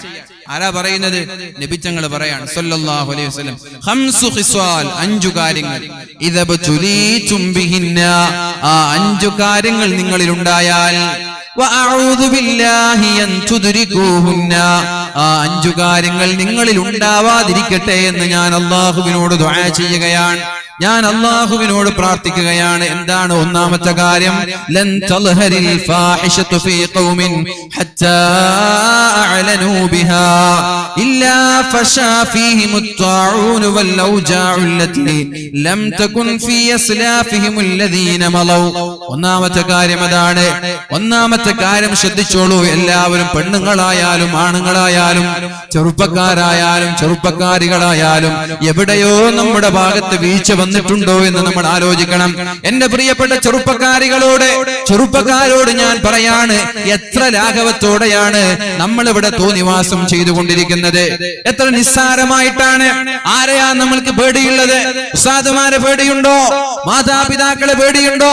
ട്രെയിനിലൊക്കെ യാത്ര ചെയ്യുമ്പോൾ മുസ്ലിം പെൺകുട്ടികളെ തട്ടമിട്ട മുസ്ലിം പെൺകുട്ടികളൊക്കെ ട്രെയിനിന്റെ കമ്പാർട്ട്മെന്റിലുള്ള ചില ബോഗികളിൽ അല്ലെങ്കിൽ ബാത്റൂമിന്റെ ഭാഗത്ത് നിന്ന് കിന്നരിക്കുമ്പോ ഇത് ഉസ്താദ് പോവാണല്ലോ, അങ്ങനെ ഒരു നാണം വരില്ല. പണ്ടൊക്കെ ഉസ്താദിനെ കാണുമ്പോഴെങ്കിലും ഒരു നാണം ഉണ്ടായിട്ടില്ലേ? അല്ലെ? പണ്ടൊക്കെ ഒരു ഉസ്താദുമാരെ കാണുമ്പോ ഒരു നാണം, അതുപോലുമില്ല. ഉസ്താദാണ്, പഠിച്ചോനെ എവിടെങ്കിലും വ്യാധിൽ പറഞ്ഞേക്കോ, അങ്ങനെങ്കിലും പേടിക്കേണ്ട. അറ്റ്ലീസ്റ്റ് ഉസ്താദുമാരെ കാണുമ്പോൾ വിളിച്ചിക്കലെന്ന് എല്ലാരും എന്ത് വ്യാധിൽ പറഞ്ഞേക്കല്ല. കുടുംബക്കാരൊക്കെ കുടുംബക്കാരെ എന്തെങ്കിലും കണ്ടിട്ട് എന്തെങ്കിലും ഫംഗ്ഷനൊക്കെ പോയാൽ പെട്ടെന്ന് അവർ പറയും വ്യാധിൽ പറഞ്ഞേക്കല്ലേ എന്ന് പറയും. അപ്പൊ അതേപോലെ അറ്റ്ലീസ്റ്റ് അങ്ങനെ ഒരു പേടി അതുമില്ല. ഇദാ കാന ആഖിറു സമാൻ, അവസാന കാലഘട്ടം വന്നാൽ യർഫഉല്ലാഹുൽ ഹയാഅ മിനൻ നിസാ, സ്ത്രീകളിൽ നിന്ന് അല്ലാഹു റബ്ബ് സുബ്ഹാനഹു വ തആല ലജ്ജയെ ഉയർത്തുമെന്ന് പരിശുദ്ധ റസൂലുള്ളാഹി സ്വല്ലല്ലാഹു അലൈഹി വസല്ലമ തങ്ങൾ പഠിപ്പിച്ചിട്ടുണ്ട്. അപ്പൊ ഞാൻ പറയുന്നത് ഖംസു ഖിസ്വാലിൻ, 5 കാര്യം നമ്മളിൽ ഉണ്ടായാൽ. എന്താണ് 5 കാര്യം? ഒന്ന്, പരസ്യമായി തെറ്റു ചെയ്യാൻ തുടങ്ങിയാൽ. അപ്പോ 5 കാര്യങ്ങൾ. ലം തൽഹരിൽ ഫാഹിഷതു ഫീ ഖൗമിൻ ഖത്തു, ഒരു സമുദായത്തിൽ വ്യഭിചാരവും തോന്നിവാസങ്ങളും പരസ്യമായി ചെയ്യാൻ തുടങ്ങിയാൽ, രഹസ്യമായി ചെയ്യുന്ന വിഷയമല്ല. ഒരാൾ രഹസ്യമായി തെറ്റ് ചെയ്തു, അത് അയാളും അയാളുടെ റബ്ബുള്ളതാണ്. മനസ്സിലാക്കണം, രഹസ്യമായി തെറ്റ് ചെയ്യുന്നത് അയാളും അയാളുടെ റബ്ബുമാണ്. പക്ഷെ പരസ്യമായി തെറ്റ് ചെയ്യുന്നത് അങ്ങനെയല്ല. രഹസ്യമായി തെറ്റു ചെയ്ത ഒരാൾ, അല്ലാഹുവേ എനിക്ക് നീ പുറത്തു തരണേ റബ്ബേ, എന്റെ ഭാഗത്ത് തെറ്റുകൾ വന്നുപോയി എന്ന് അള്ളാഹുവിനോട് ദുആ ചെയ്താൽ അള്ളാഹു മാപ്പ് തരും. എന്നാൽ പരസ്യമായി തെറ്റ് ചെയ്യുന്നത് അങ്ങനെയല്ല. ഒരാൾ പരസ്യമായി കള്ളു കുടിച്ചാൽ അള്ളാഹു അയാൾക്ക് മാപ്പ് നൽകൂല എന്നാണ്. പരസ്യമായി വ്യഭിചരിക്കുകയാണെങ്കിൽ അള്ളാഹു അയാൾക്ക് മാപ്പ് നൽകൂല എന്നാണ്. അപ്പൊ പരസ്യമായി തെറ്റുകൾ ചെയ്യുക, അല്ലെങ്കിൽ ചെയ്ത തെറ്റുകളെ പരസ്യമാക്കുക. തെറ്റ് ചെയ്തത് രഹസ്യമായിട്ടായിരിക്കും, ആരും കണ്ടിട്ടില്ല, ആരും അറിഞ്ഞിട്ടില്ല എന്നുറപ്പിച്ച് തെറ്റൊക്കെ ചെയ്ത് പിന്നെ വന്നത് മറ്റുള്ളവരോട് പറഞ്ഞു കൊടുക്കുക. ഇങ്ങനെ ചെയ്താൽ എന്താ പ്രശ്നം? ഇവിടെ തെറ്റുകൾ രഹസ്യമായി ചെയ്ത് പരസ്യമായി ചെയ്താൽ ആളുകൾക്ക് തെറ്റുകളോടുള്ള പേടി നഷ്ടപ്പെടും, തെറ്റുകളുടെ ഒരു ലാഘവം തോന്നും. ഇപ്പൊ ഇസ്ലാം പറയുന്നില്ലേ, വ്യഭിചരിച്ചാൽ കല്ലെറിഞ്ഞു കൊല്ലണമെന്ന് ഇസ്ലാം പറയാറില്ലേ? അത് ആരെയാ കല്ലെറിഞ്ഞു കൊല്ലേണ്ടത്? വ്യഭിചരിച്ച് എല്ലാവരെയും കല്ലെറിഞ്ഞു കൊല്ലണോ? വ്യഭിചരിച്ച് എല്ലാ ആളുകളെയും കല്ലെറിഞ്ഞു കൊല്ലണോ? വേണ്ട. പിന്നെ ആരെയാ കല്ലെറിഞ്ഞു കൊല്ലേണ്ടത്? നാലാളുകൾ കാണുക, നാലാളുകൾ കണ്ടാലും കുഴപ്പമില്ല ഞാൻ വ്യഭിചരിക്കും, അത് അഹങ്കാരല്ലേ? നാലാളുകൾ കണ്ടാലും കുഴപ്പമില്ല ഞാൻ വ്യഭിചരിക്കും. ഒരാൾ രഹസ്യമായി വ്യഭിചരിക്കുന്ന വീഡിയോ എടുത്തിട്ട് ഇസ്ലാമിക ഭരണകൂടത്തിന്റെ മുമ്പിൽ വന്നിട്ട് ഇതാ വ്യഭിചരിക്കുന്ന വീഡിയോ, അയാളെ കല്ലെറിഞ്ഞു കൊല്ലണമെന്ന് പറഞ്ഞാൽ കല്ലെറിഞ്ഞു കൊല്ലൂല. കാരണം ഇത് വീഡിയോ ആണ്. അങ്ങനെയല്ല പറഞ്ഞത്, കണ്ണുകൊണ്ട് നാലാളുകൾ കാണണം വ്യഭിചരിക്കുന്നത്. അതും രണ്ടുപേര് കിടക്കുന്നത് കണ്ടാ പോരാ, വ്യഭിചരിക്കുന്നത് കാണണം എന്ന് തന്നെ കർശനമായിട്ട് പറഞ്ഞിട്ടുണ്ട്. പണ്ഡിതന്മാർ ഉപയോഗിച്ച പദപ്രയോഗം, ഒരു സുറുമക്കുപ്പിയിൽ സുറുമ എടുക്കാൻ വേണ്ടി സുറുമന്റെ ആ ഒരു കോലിടുന്നത് പോലെ, അഥവാ അത്ര പരസ്യമായി എനിക്കത് വിഷയമേ അല്ല, ആളുകൾ കണ്ടോട്ടെ, ഇത്ര നിസ്സാരമായി ആളുകൾ വ്യഭിചരിച്ചാൽ അവരെയാണ് റസൂലുള്ളാഹി സ്വല്ലല്ലാഹു അലൈഹി വസല്ലം കല്ലെറിഞ്ഞു കൊല്ലാൻ പറഞ്ഞത്. അല്ലാതെ ഒരാൾ രഹസ്യമായി വ്യഭിചരിച്ചു, ഒരാൾ കണ്ടു എന്നിട്ട് ഭരണകൂടത്തോട് പറയാൻ ഞാൻ വ്യഭിചരിക്കുന്നത് കണ്ടു, ഇയാൾക്ക് അടി കിട്ടും ഇസ്ലാമിൽ നിന്ന്, ഇയാൾക്ക് ഇസ്ലാമിൽ നിന്ന് ഹദ്ദ് കിട്ടും. എന്റെ ഒരാൾക്കെതിരെ ആരോപണം ഉണ്ടാക്കിയതിന്റെ പേര് കണ്ടിട്ടുണ്ടാവാം, പക്ഷെ നാലാളുകൾ ഉണ്ടെങ്കിലേ ഇസ്ലാം വ്യഭിചാരത്തിന്റെ പേര് ശിക്ഷിക്കുള്ളൂ. അഥവാ ഇതിന്റെ അർത്ഥം എന്താ? ഇത്രയും നിസ്സാരമായി തെറ്റുകളെ ലാഘവത്തോടെ കണ്ട് പരസ്യമായി വ്യഭിചരിക്കാൻ തുടങ്ങിയാൽ ആളുകൾക്കൊക്കെ അത് നിസ്സാരമായി കാണും, പിന്നെ എല്ലാ ആളുകളും അത് ഏറ്റെടുക്കാൻ തുടങ്ങും. അതുകൊണ്ട് തെറ്റുകൾ പരസ്യമാക്കുന്നത് കണ്ടാൽ, ആളുകൾ തെറ്റുകൾ ചെയ്ത് അതിനെ നിസ്സാരമായി കാണാൻ തുടങ്ങിയാൽ, ചെയ്ത തെറ്റുകളൊക്കെ പരസ്യമാക്കാൻ തുടങ്ങിയാൽ, അള്ളാഹുവിന്റെ ഹബീബായ റസൂലുള്ളാഹി സ്വല്ലല്ലാഹു അലൈഹി വസല്ലമ തങ്ങൾ പറയുകയാണ്, ഇല്ലാ ഫശാ ഫീഹിമുത് തഊൻ വൽ ഔജാഉ അല്ലതി ലം തകുൻ ഫീ അസ്ലാഫിഹിമുൽ ലദീന മലൗ. മുമ്പ് കഴിഞ്ഞു പോയ സമുദായങ്ങൾക്കൊന്നും അല്ലാഹു നൽകാത്ത രോഗങ്ങളെ, പേര് പോലും പറയാൻ കഴിയാത്ത അസുഖങ്ങൾ, മരുന്ന് പോലും എന്താണെന്നറിയാത്ത അസുഖങ്ങളെ അല്ലാഹു നൽകുമെന്ന് പരിശുദ്ധ റസൂലുള്ളാഹ്. ഇന്ന് ഞാൻ വരുമ്പോ എന്റെ ഒരു സുഹൃത്തിനോട് പറഞ്ഞു, മകളുടെ കാര്യം, രോഗം എന്താണ് എന്ന് ഡോക്ടർമാർക്കറിയില്ല, എന്ത് മരുന്ന് കൊടുക്കണമെന്നും ഡോക്ടർമാർക്കറിയില്ല. രണ്ടാളുടെ കാര്യം പറഞ്ഞു, രണ്ടാളുടെ കാര്യം, ഒരു സഹോദരിയുടെ അതേപോലെ ചെറിയ കുട്ടിയുടെ കാര്യം. മരുന്ന് എന്താണെന്ന് അറിഞ്ഞാൽ കോടിക്കണക്കിന് പൈസ ഉണ്ടെങ്കിൽ എവിടുന്നെങ്കിലും വാങ്ങിച്ചിട്ട് മരുന്ന് കൊടുക്കാം. പക്ഷെ മരുന്ന് എന്താണെന്ന് അറിഞ്ഞില്ലെങ്കിൽ എന്ത് ചെയ്യും? മനസ്സിലായോ? ഒരു രോഗം വന്നു, ആ മരുന്ന് കിട്ടണമെങ്കിൽ കോടി കൊടുക്കണം. കുഴപ്പമില്ല, നമ്മൾ പിരിവ് നടത്തിയിട്ടെങ്കിലും ആ മരുന്ന് വാങ്ങിച്ചിട്ട് കൊടുക്കാം. പക്ഷെ മരുന്ന് എന്താണെന്ന് അറിയില്ല, എന്താണ് രോഗമെന്നറിയില്ല, എങ്ങനെ ഇതിനെ ചികിത്സിക്കണമെന്നറിയില്ല. അപ്പൊ എന്ത് ചെയ്യും? കൈമലർത്ത, ഡോക്ടർമാർ കൈമലർത്താൻ, രോഗി കൈമലർത്താൻ, പാരന്റ്സ് കൈമലർത്താൻ, ഒന്നും ചെയ്യാൻ കഴിയാതെ മേലോട്ട് നോക്കേണ്ട ഒരു അവസ്ഥ വന്നാൽ അത് വലിയൊരു പ്രയാസമാണ്. അതെങ്ങനെ വന്നു എന്ന് ചോദിച്ചാൽ, അള്ളാഹുവിന്റെ ഹബീബായ നബിച്ചങ്ങൾ പറഞ്ഞത്, തിന്മകൾ പരസ്യമാക്കാൻ തുടങ്ങിയാൽ, പേര് പോലും അറിയാത്ത, മരുന്നുകൾ പോലും ഇല്ലാത്ത അസുഖങ്ങൾ നൽകി അള്ളാഹു പരീക്ഷിക്കുമെന്ന് ശഫീഉനാ റസൂലുള്ളാഹി സ്വല്ലല്ലാഹു അലൈഹി വസല്ലം. പിന്നെ പറഞ്ഞു, വലം യൻഖുസുൽ മിക്യാല വൽ മീസാന ഇല്ലാ ഉഖിദൂ ബിസ്സിനീന വശിദ്ദത്തിൽ മുഊനതി വജൗരി സുൽത്താനി അലൈഹിം.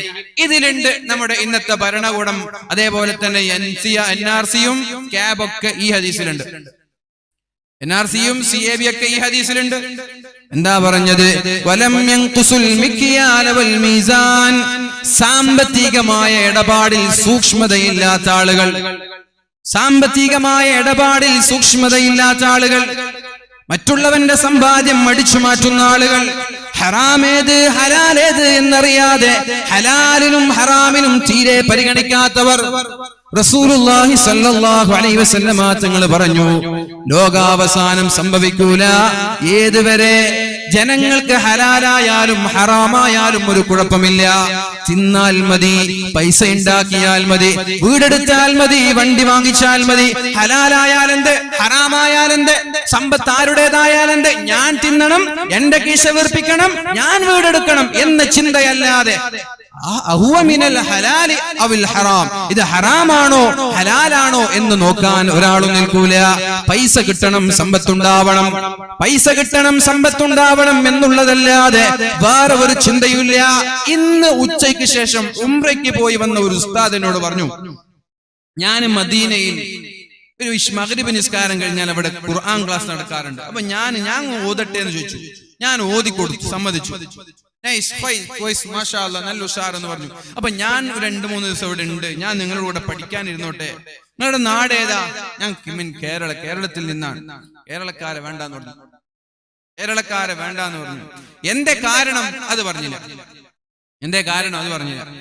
പിന്നെ അയാൾ പറഞ്ഞു, ഞാൻ കുറച്ച് കഴിഞ്ഞിട്ട് അവിടെ ഹറമിന്റെ വർക്ക് നടക്കാൻ.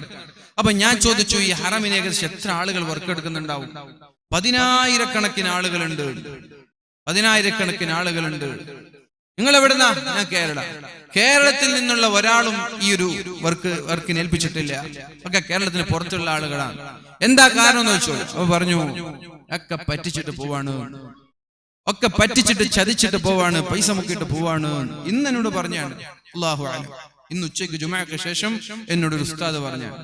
അപ്പൊ ഈ ഒരു രീതിയിൽ ഹലാലും ഹറാമും വേർതിരിവില്ലാതെ മറ്റുള്ളവന്റെ സമ്പാദ്യങ്ങൾ അടിച്ചു മാറ്റി തിന്നുന്നവർ നമ്മുടെ നാട്ടിലുണ്ടായാൽ അല്ലാഹുവിന്റെ ഹബീബായ റസൂലുള്ളാഹി സ്വല്ലല്ലാഹു അലൈഹി വസല്ലമ തങ്ങൾ പറയുന്നുണ്ട്, ഇല്ലാ ഉഖിദു ബിസ്സിനീൻ, ശക്തമായ ക്ഷാമം ഉണ്ടാകും. ഉള്ളിക്ക് 100 അല്ല 200 കിടക്കും. ശക്തമായ ക്ഷാമം, വെള്ളം കിട്ടൂല, ഭക്ഷണം കിട്ടൂല. എന്താ കാരണം? നമ്മുടെ സമ്പാദ്യം ഹലാലും ഹറാമും സൂക്ഷിക്കാതെ മറ്റുള്ളവന്റെ സമ്പാദ്യങ്ങൾ വരെ അടിച്ചു മാറ്റാൻ ഒരു മടിയുമില്ലാത്തവർ. അറബിയുടെ ട്രൗസർ ഊരി ലക്ഷങ്ങളും കോടികളുമായി നാട്ടിലേക്ക് കടന്നു വരുന്നവരെത്ര? അവരിവിടെ മനോഹരമായ വീട് വെക്കുന്നു, മനോഹരമായ വണ്ടിയെടുക്കുന്നു, എന്നിട്ട് പാവം അറബികൾ അവിടെ ജീവിക്കാൻ വകയില്ലാതെ കഷ്ടപ്പെടുന്നു. എങ്ങനെ മനസ്സാക്ഷിക്ക് ഇത് അംഗീകരിക്കാൻ കഴിയും? ഒരു മനസ്സാക്ഷിയുള്ള ഒരു മനുഷ്യനാണെങ്കിൽ ഇവർക്കൊക്കെ എങ്ങനെ ഇത് അംഗീകരിക്കാൻ കഴിയും? എങ്ങനെ ഇവർക്ക് തിന്നാൻ കഴിയും? എങ്ങനെ ഇത് ഭാര്യയ്ക്കും മക്കൾക്കും കൊടുക്കാൻ കഴിയും? മറ്റുള്ളവന്റെ സമ്പാദ്യം അടിച്ചു മാറ്റി ഇവിടെ സുഖിച്ച് ജീവിക്കുന്ന ആളുകൾ, അവരൊരു പക്ഷേ എന്തായാലും കുറച്ച് പൈസയും വീടുണ്ടായ നേതാക്കന്മാരായി മാറും. എത്രയോ ആളുകൾ എനിക്കറിയാം, ഇഷ്ടംപോലെ ആളുകൾ എനിക്കറിയാം. ആദ്യം ഗൾഫിൽ നിന്നൊക്കെ വരുമ്പോ അയാൾ ഇങ്ങനെ വന്നതാണ് എന്നൊക്കെ നാട്ടിൽ ചർച്ചയുണ്ടായി. ഗൾഫിൽ നിന്ന് വന്നത്, അറബിയുടെ ട്രൗസറൂരി വന്നതാണ് എന്ന് നാട്ടിലൊക്കെ വ്യാപകമായ ചർച്ചയാണ്.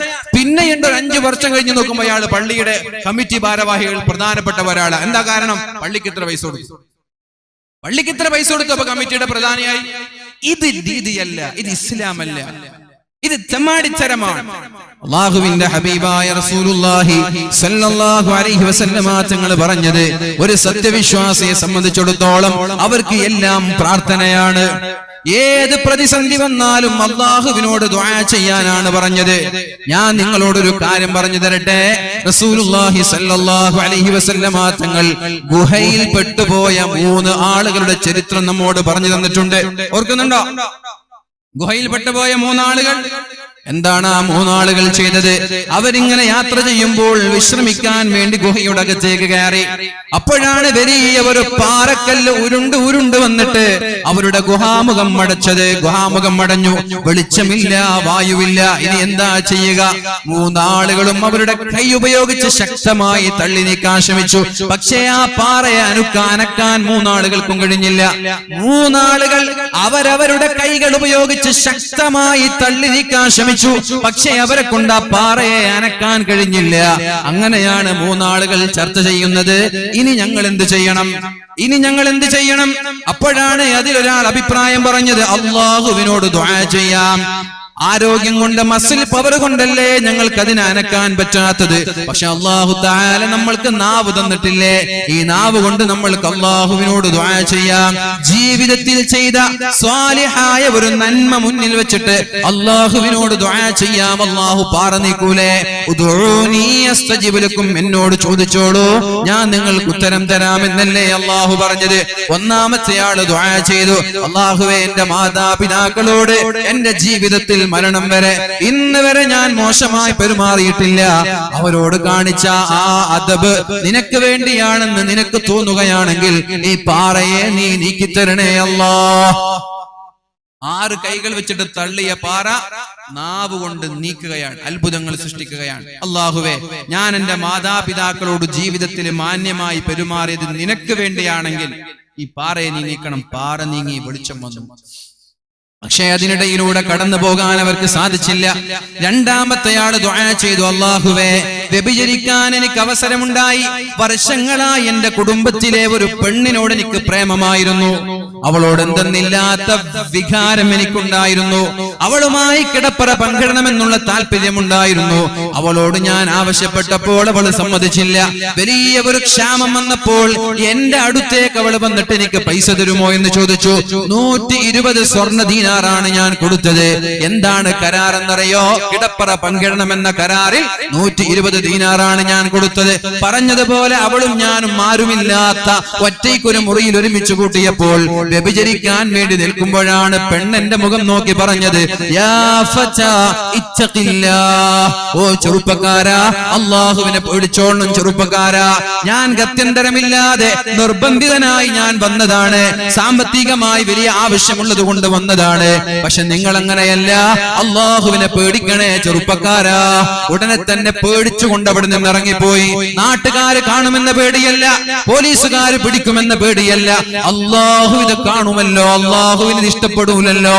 അല്ലാഹുവേ, അത് ഞാൻ നിനക്ക് വേണ്ടിയാണ് ചെയ്തതെങ്കിൽ ഈ പാറയെ നീ നീക്കിത്തരണേ അല്ലാഹ്. പാറ നീങ്ങി, ഒരൽപ്പം കൂടി വെളിച്ചം വന്നു, വായുവും വന്നു. പക്ഷേ അവർക്ക് കടന്നു പോകാൻ വഴിയില്ല. മൂന്നാമത്തെ ഒരാൾ അല്ലാഹുവിനോട് ദുആ ചെയ്യുകയാണ്, അല്ലാഹുവേ എനിക്കൊരു ജോലിക്കാരൻ ഉണ്ടായിരുന്നു. നോക്കണം, സമ്പത്തിലൊക്കെ എത്ര മാന്യത കാണിക്കണമെന്ന് ഈ സംഭവം പറഞ്ഞൊരു ഒരു ഉസ്താദ്, നമ്മുടെ പള്ളിയിൽ ജോലി ചെയ്ത ഒരു ഉസ്താദ് ചൊടിച്ചിട്ട് പിണങ്ങിയിട്ട് പോവാൻ. ഇന്ന് ഡിസംബർ 13 ഇറങ്ങിയിട്ട് പോവാൻ. ശമ്പളം വാങ്ങില്ല. കമ്മിറ്റിക്കാരെന്ത് ചെയ്തു? അയാളുടെ ഒരു 10,000 രൂപ ശമ്പളം കഴിഞ്ഞ മാസത്തെ അടക്കം 25,000 രൂപ സാലറി ബാക്കി ഉണ്ടായിരുന്നു. അത് എവിടെ കൊണ്ട് ബിസിനസ്സിലിട്ടു. അയാള് പോയി. പിന്നെ അയാളെ കണ്ടതൊന്നുമില്ല. പിന്നെ അടുത്ത ഒരു 10-15 വർഷം കഴിഞ്ഞിട്ട് ഉറൂസ് ഇതേപോലെ വരുമ്പോ ആ മൊയിലാര് വന്നിട്ട്, അല്ലാജിക്ക എന്റെ ഒരു ശമ്പളാണല്ലോ ഇവിടെ. നിങ്ങളെ ശമ്പളാണല്ലേ എന്ന് പറഞ്ഞിട്ട് 2-3 ലക്ഷത്തിന്റെ കെട്ടെടുത്തിട്ട് അയാൾ കൊടുത്തു. എന്തെന്നെ കളിയാക്കുക? ഞാൻ കളിയാക്കാണോ? തമാശാക്കാണോ? ഞാൻ ജോലി ചെയ്ത് ശമ്പളം ചോദിക്കാനാണ് ഞാൻ വന്നത്. അപ്പം കമ്മിറ്റി ഭാരവാഹി ലാജിക്ക പറഞ്ഞു, നിങ്ങൾ അന്ന് വെച്ചുപോ 25,000 രൂപ ഞാൻ ഇന്നായിരുന്നൊരു ജ്വല്ലറിയിൽ ഇട്ടിട്ട് അതിൽ നിന്ന് മാസാമാസം കിട്ടിയ സംഖ്യ 3 ലക്ഷം രൂപ ആയിട്ടുണ്ട്. അയാൾ അതും വാങ്ങിട്ട് ഒറ്റ പോക്ക്, ഒരു താങ്ക്സ് എങ്കിലും പറഞ്ഞില്ല, ഒരു നന്ദിയെങ്കിലും പറഞ്ഞില്ല കമ്മിറ്റിക്കാരോട്. എടുത്തിട്ടൊരു പോക്ക് പോയി. അതേപോലെയാണ് ഇയാൾ ചെയ്തത്. അല്ലാഹുവേ, എന്റെ ജോലിക്കാരൻ ശമ്പളം വാങ്ങാതെ പോയപ്പോ ഞാൻ അതുകൊണ്ട് ബിസിനസ് നടത്തി. എന്നിട്ട് അയാൾ വർഷങ്ങൾക്ക് ശേഷം എന്റെ പൈസ ചോദിച്ച് കടന്നു വന്നപ്പോ നീണ്ടു നിൽക്കുന്ന ആടിനെയും ഒട്ടകങ്ങളെയും പശുക്കളെയും ഞാൻ കാണിച്ചു കൊടുത്തു. അയാൾ ചോദിച്ചെന്നെ കളിയാക്കാണോ? അല്ലല്ലല്ല, ഇതൊക്കെ നിന്റേതാണ്. എല്ലാം എടുത്തുപോയി, ഒന്നുപോലും ബാക്കി വെച്ചില്ല. ഒരാടെങ്കിലും ഇത് നിങ്ങൾക്കായി എന്റെ വക ഇല്ല, നന്ദി പോലും പറയാതെ കൊണ്ടുപോയി. എന്നിട്ടോ അള്ളാഹുവിനോട് ദുആ ചെയ്യാണ്, അല്ലാഹുവേ നിനക്ക് വേണ്ടിയാണ് ഞാനതെല്ലാം ചെയ്തതെങ്കിൽ ഈ പാറയെ നീ നീക്കിത്തരണേ അല്ലാഹ്. അത്ഭുതകരമായി പാറ നീങ്ങി 3 ആളുകളും രക്ഷപ്പെട്ടു എന്ന് ജീവിതത്തിൽ ഒരു നുണ പോലും പറഞ്ഞിട്ടില്ലാത്ത ശഫീഉനാ റസൂലുള്ളാഹ്. എങ്ങനെ മാറ്റിയത്? നാവ് കൊണ്ടാ മാറ്റിയത്, കൈകൾ കൊണ്ടല്ല, നാവ് കൊണ്ടാ മാറ്റിയത്. ഇപ്പൊ ഞാൻ പറയാറുണ്ട്, പലപ്പോഴും അധികാരം നഷ്ടപ്പെടാനോ ഭരണാധികാരികൾ നശിക്കാനോ നമ്മൾ ദുആ ചെയ്യാൻ പാടില്ല. അവർക്ക് നല്ല രീതിയിൽ ഭരിക്കാൻ വേണ്ടി അല്ലാഹുവിനോട് ദുആ ചെയ്യാം. നമ്മുടെ പ്രയാസങ്ങളൊക്കെ തീർത്തു തരാൻ വേണ്ടി അല്ലാഹുവിനോട് ദുആ ചെയ്യാം. ആര് ഭരിച്ചാലും നമ്മൾക്ക് കണക്ക് തന്നെയാണ്. പക്ഷേ ഭരിക്കുന്നവർ മാന്യന്മാരാവണം. ഭരണഘടനയെ വെല്ലുവിളിക്കുന്നവരാവരുത്, രാജ്യത്തിലെ പൗരന്മാരെ വെല്ലുവിളിക്കുന്നവരാവരുത്. ആ ഭരിക്കുന്ന ആളുകൾക്ക് സദ്ബുദ്ധിയുണ്ടാവാൻ അള്ളാഹുവിനോട് നമ്മൾക്ക് ദുആ ചെയ്യാം. ദുആ ആണ്, പ്രാർത്ഥനയാണ് നമ്മുടെ ആയുധം. പ്രാർത്ഥന കൊണ്ട് ഏത് അത്ഭുതങ്ങൾ സൃഷ്ടിക്കാനും നമ്മൾക്ക് കഴിയും. മറന്നു പോകരുത്, പ്രാർത്ഥനകൾ കൊണ്ട് അത്ഭുതങ്ങൾ സൃഷ്ടിക്കാൻ നമ്മൾക്ക് കഴിയും. പക്ഷേ ആ പ്രാർത്ഥന സ്വീകരിക്കണമെങ്കിൽ ഒരു മാനദണ്ഡമുണ്ട്. എന്താണ് ആ മാനദണ്ഡം എന്നറിയോ? നമ്മുടെ സമ്പാദ്യം ഹലാലാവണം, നമ്മുടെ വസ്ത്രം ഹലാലാവണം, നമ്മുടെ വീട് ഹലാലാവണം, തിന്നുന്നത് കുടിക്കുന്നത് ഹലാലാവണം, നമ്മുടെ വാഹനം ഹലാലാവണം. അല്ലാഹുവിന്റെ ഹബീബായ റസൂലുള്ളാഹി സല്ലല്ലാഹു അലൈഹി വസല്ലമ തങ്ങൾ പറയുകയാണ്, മുടി ജട കുത്തിയ ഒരാൾ, യാത്രക്കാരനായ ഒരാൾ അല്ലാഹുവിനോട് ദുആ ചെയ്യുന്നുണ്ട്. യാ റബ്ബി യാ റബ്ബ്, അല്ലാഹുവേ അല്ലാഹുവേ എന്ന് പറഞ്ഞ് മുടിയെല്ലാം ജട കുത്തിയ യാത്രക്കാരനായ ഒരാൾ അല്ലാഹുവിനോട് ദുആ ചെയ്യുന്നുണ്ട്. പക്ഷേ അന്നാ യുസ്തജാബു ലഹ്, എങ്ങനെയാണ് അല്ലാഹു അയാൾക്ക് ഉത്തരം നൽകുന്നത്? ജട കുത്തിയാൾക്ക് എന്താ പ്രത്യേകത? യാത്രക്കാരൻ എന്താ പ്രത്യേകത? എന്തുകൊണ്ടാ യാത്രക്കാരനും മുടി ജട കുത്തിയവനെന്ന് പറയാൻ കാരണം എന്താ കാരണം? യാത്രക്കാരന്റെ ദുആഇന് ഉത്തരവുണ്ട്. മനസ്സിലായോ? യാത്രക്കാരൻ എന്ത് പ്രാർത്ഥിച്ചാലും അല്ലാഹു ഉത്തരം നൽകുമെന്നാണ്. പിന്നെ ഈ മുടി ജട കുത്തിയവൻ എന്ന് പറയാൻ കാരണം അവർക്ക് ദുനിയാവിന്റെ ബോധമൊന്നുമില്ല, എല്ലാ ആഖിറത്തെ കുറിച്ച് ചിന്തിക്കുന്നവരാണ്. ദുനിയാവിന്റെ ബോധമുള്ളവരെ മുടിയൊക്കെ മിനുക്കുന്നല്ല മുഞ്ചില് നടക്കുക.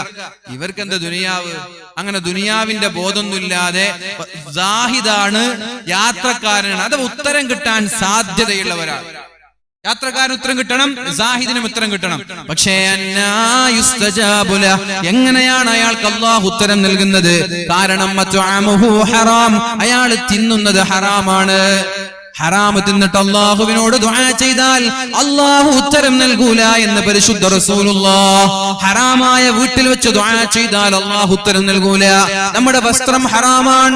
മറ്റുള്ളവരുടെ സമ്പാദ്യം അടിച്ചു മാറ്റി തിന്നിട്ട്, മറ്റുള്ളവരുടെ സമ്പാദ്യം അടിച്ചു മാറ്റി വസ്ത്രം വാങ്ങിയിട്ട്, വീടുണ്ടാക്കിയിട്ട്, വണ്ടി വാങ്ങിച്ചിട്ട് എത്ര ദുആ ചെയ്താലും അല്ലാഹു ഉത്തരം നൽകൂല എന്ന് മാത്രമല്ല, റസൂലുള്ളാഹി സ്വല്ലല്ലാഹു അലൈഹി വസല്ലമ തങ്ങൾ പറഞ്ഞത്, ആരെങ്കിലും ഒരാൾ മറ്റൊരാളുടെ സമ്പാദ്യത്തിൽ നിന്ന് ഒരു ഉരുളയെങ്കിലും, ഒരു രൂപയെങ്കിലും, ഒരു നയാ പൈസയെങ്കിലും എന്റേതല്ലാത്തത് എനിക്ക് അവകാശപ്പെടാത്തത് ഞാൻ അപഹരിച്ചെടുത്താൽ ഇല്ലാ ഔജബല്ലാഹു ലഹുന്നാർ, അല്ലാഹു അയാൾക്ക് നരകം നിർബന്ധമാക്കുമെന്നും വഹറമ അലൈഹിൽ ജന്ന, അവർക്ക് അല്ലാഹു സ്വർഗ്ഗം ഹറാമാക്കുമെന്നും പരിശുദ്ധ റസൂലുള്ളാഹ്. എന്താ പറഞ്ഞത്? മറ്റുള്ളവന്റേത് ആരെങ്കിലും അപഹരിച്ചാൽ സ്വർഗം ഹറാമാണ്, നരകം നിർബന്ധമാണ്. അപ്പോഴാണ് ഒരാൾ ചോദിച്ചത്, നബിയേ, ഒരു രൂപയാണെങ്കിലോ അതൊക്കെ ചെറുതല്ലേ? അല്ലാഹുവിന്റെ ഹബീബ് പറഞ്ഞത്, അത് നിങ്ങളുടെ അറാക്കിന്റെ ഒരു കഷ്ണമാണെങ്കിലും ശരി. പള്ളിയിൽ ഹൗലിന്റെ ഭാഗത്ത് ഒരു അറാക്ക് കണ്ടു. അറാക്കാണെങ്കിൽ തേച്ച ഭാഗം ഏതാണെന്ന് നമ്മൾക്കറിയാം. അത് നമ്മുടെ സുഹൃത്തിൻ്റെതാണെന്ന് തന്നെ നിങ്ങൾ വിശ്വസിച്ചോളൂ. പക്ഷേ നിങ്ങൾക്ക് പല്ല് തേക്കാൻ വേണ്ടി ആ അറാക്കിനെ നിങ്ങൾ 2 കഷ്ണമാക്കി, ബാക്കിയുള്ള കഷ്ണം ഇയാൾക്ക് പല്ല് തേക്കാം. എന്നാൽ മറ്റേ കഷ്ണം എടുത്തിട്ട് നമ്മൾ പല്ല് തേച്ചാൽ അത് മതി. നാളെ അല്ലാഹു തആല നരകം നിഷിദ്ധമാക്കിയിട്ട്, അല്ലാഹു തആല സ്വർഗം നിഷിദ്ധമാക്കി നരകത്തിന്റെ അഹലുകാരിൽ നമ്മളെ ഉൾപ്പെടുത്താൻ അല്ലാഹു നമ്മെ സലാമത്താക്കട്ടെ. ഇത് ഞാൻ പറഞ്ഞപ്പോ ഒരു ദിവസം വാൽ പറഞ്ഞപ്പോ എന്നോട് ഒരാൾ ചോദിച്ചു, ഉസ്താദേ, ഞാൻ പണ്ട് ഗൾഫിലുണ്ടാകുമ്പോ ഒരാളുടെ ശമ്പളം കൊടുക്കാൻ ബാക്കിയത് എന്തോ ഒന്ന് എന്റെ കയ്യിലുണ്ട്, അത് ഞാൻ കൊടുക്കാൻ വേണ്ടി വേറെ മാറ്റി വെച്ചിട്ടുണ്ട്. അയാൾ എനിക്ക് ഇന്നേ വരെ കണ്ടിട്ടില്ല. ഞാൻ എന്താ ചെയ്യേണ്ടത്? തേടിപ്പിടിക്കണം. കാണുന്നത് വരെ തേടിപ്പിടിക്കണം. ഇനി കണ്ടില്ലെങ്കിൽ മരിക്കുന്നത് വരെ അയാളുടെ സമ്പാദ്യം നമ്മൾ മാറ്റിവെക്കണം. അയാൾക്ക് കൊടുക്കാൻ വേണ്ടി എത്രയാണോ കൊടുക്കാനുള്ളത് അതെല്ലാം അയാൾക്ക് എങ്ങനെയെങ്കിലും എത്തിക്കാനുള്ള സംവിധാനം ഉണ്ടാക്കണം. ഇനി അയാളെ മരിച്ചു, ഇനി അയാളെ കിട്ടൂല എന്ന് ഉറപ്പായി അയാളുടെ പേര് ഏതെങ്കിലും പള്ളിക്ക് സ്വതക്ക ചെയ്യാം. അയാളുടെ പേര്, പഠിച്ചോനെ ഇന്നാലെന്ന ഒരാൾക്ക് കൊടുക്കാനുള്ള പൈസയാണ്, അയാളെ കുറിച്ചൊരു വിവരമില്ല, ഇനി അയാൾ എപ്പോ വന്നാലും ഞാൻ കൊടുക്കാൻ തയ്യാറാണ്, പക്ഷെ ഈ സ്വതക്ക അയാൾ മരിച്ചിട്ടുണ്ടെങ്കിൽ അയാളുടെ കബറിലേക്ക് എത്തിച്ച് അല്ലാഹുവിനോട് ദുആ ചെയ്യാം. അതല്ലാതെ ഒരു നയാ പൈസ പോലും എടുക്കാൻ നമ്മൾക്ക് അവകാശമില്ല. ഓർക്കുന്നുണ്ടോ നിങ്ങൾ?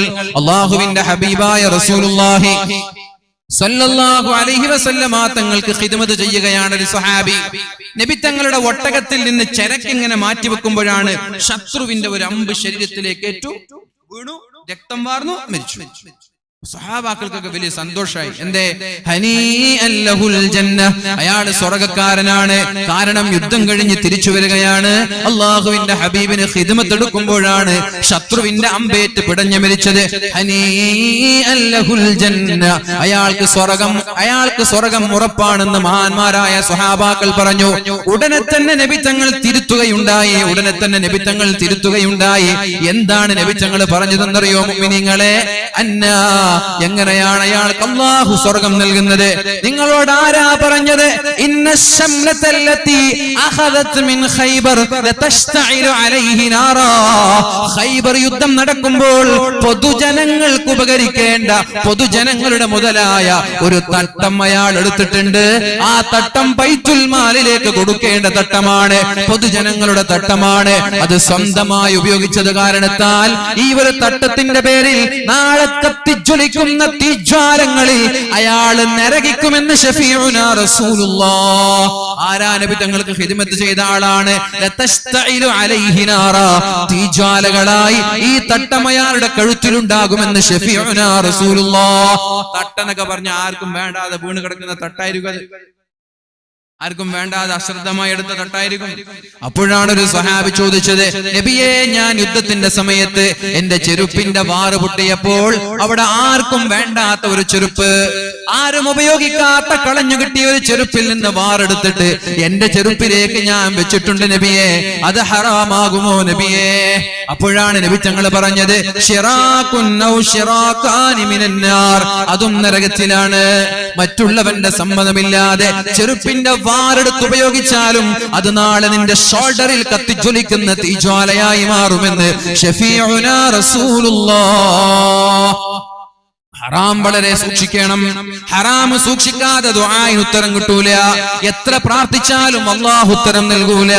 അതുകൊണ്ട് ഒന്നാമതായി നമ്മുടെ സമ്പാദ്യം നമ്മൾ ഹലാലാക്കണം. ഹറാമായ സമ്പാദ്യങ്ങൾ ഒരു നയാ പൈസ പോലും നമ്മുടെ വരുമാനത്തിൽ ഉണ്ടാവാൻ പാടില്ല, നമ്മുടെ മക്കൾക്ക് കൊടുക്കാൻ പാടില്ല. കാരണം കുല്ലു ലഹ്മിൻ നബത മിൻ സുഹ്തിൻ ഫന്നാറു ഔലാബി, നമ്മുടെ മക്കളോ നമ്മുടെ ഭാര്യയോ നമ്മളോ ഹറാമിന്റെ ഒരു ധാന്യമണി തിന്നാൽ ഫന്നാറു ഔലാബി, ആ കുടുംബ സമേതം ഒന്നടങ്കം നാളെ നരകത്തിൽ കിടക്കുമെന്ന് ശഫീഉനാ റസൂലുള്ളാഹി സ്വല്ലല്ലാഹു അലൈഹി വസല്ലം. അപ്പോൾ ഒരു മുഅ്മിനിന്റെ ആയുധം എന്നുള്ളത് പ്രാർത്ഥനയാണ്. പ്രാർത്ഥനയ്ക്ക് ഉത്തരം കിട്ടണമെങ്കിൽ സമ്പാദ്യം ഹലാലാവണം. മഹാനായ സഅദ് റളിയല്ലാഹു അൻഹു അല്ലാഹുവിന്റെ ഹബീബിനോട് ചോദിച്ചത് ഓർമ്മയുണ്ടോ? നബിയേ, ഉദുഉല്ലാഹ, നിങ്ങൾ അല്ലാഹുവിനോട് ദുആ ചെയ്യണേ. അയ്യജഅലനി മുസ്തജാബ ദഅവ, അല്ലാഹു എന്ത് ചോദിച്ചാലും ഉത്തരം ലഭിക്കുന്ന ഒരാളായി മാറാൻ നിങ്ങൾ അല്ലാഹുവിനോട് ദുആ ചെയ്യണമെന്ന് സഅദ് റളിയല്ലാഹു അൻഹു അല്ലാഹുവിന്റെ ഹബീബിനോട് ആവശ്യപ്പെടുകയുണ്ടായി. എന്താ ചോദ്യം? എന്താ? ഇവിടില്ലേ ചോദ്യം? എന്താ? എന്ത് ചോദിച്ചാലും എനിക്ക് ഉത്തരം കിട്ടണം. അപ്പൊ എന്റെ ദുആഇന് ഉത്തരം കിട്ടുന്ന ഒരാളായി മാറാൻ നിങ്ങൾ അല്ലാഹുവിനോട് ദുആ ചെയ്യണമെന്ന് പറഞ്ഞു.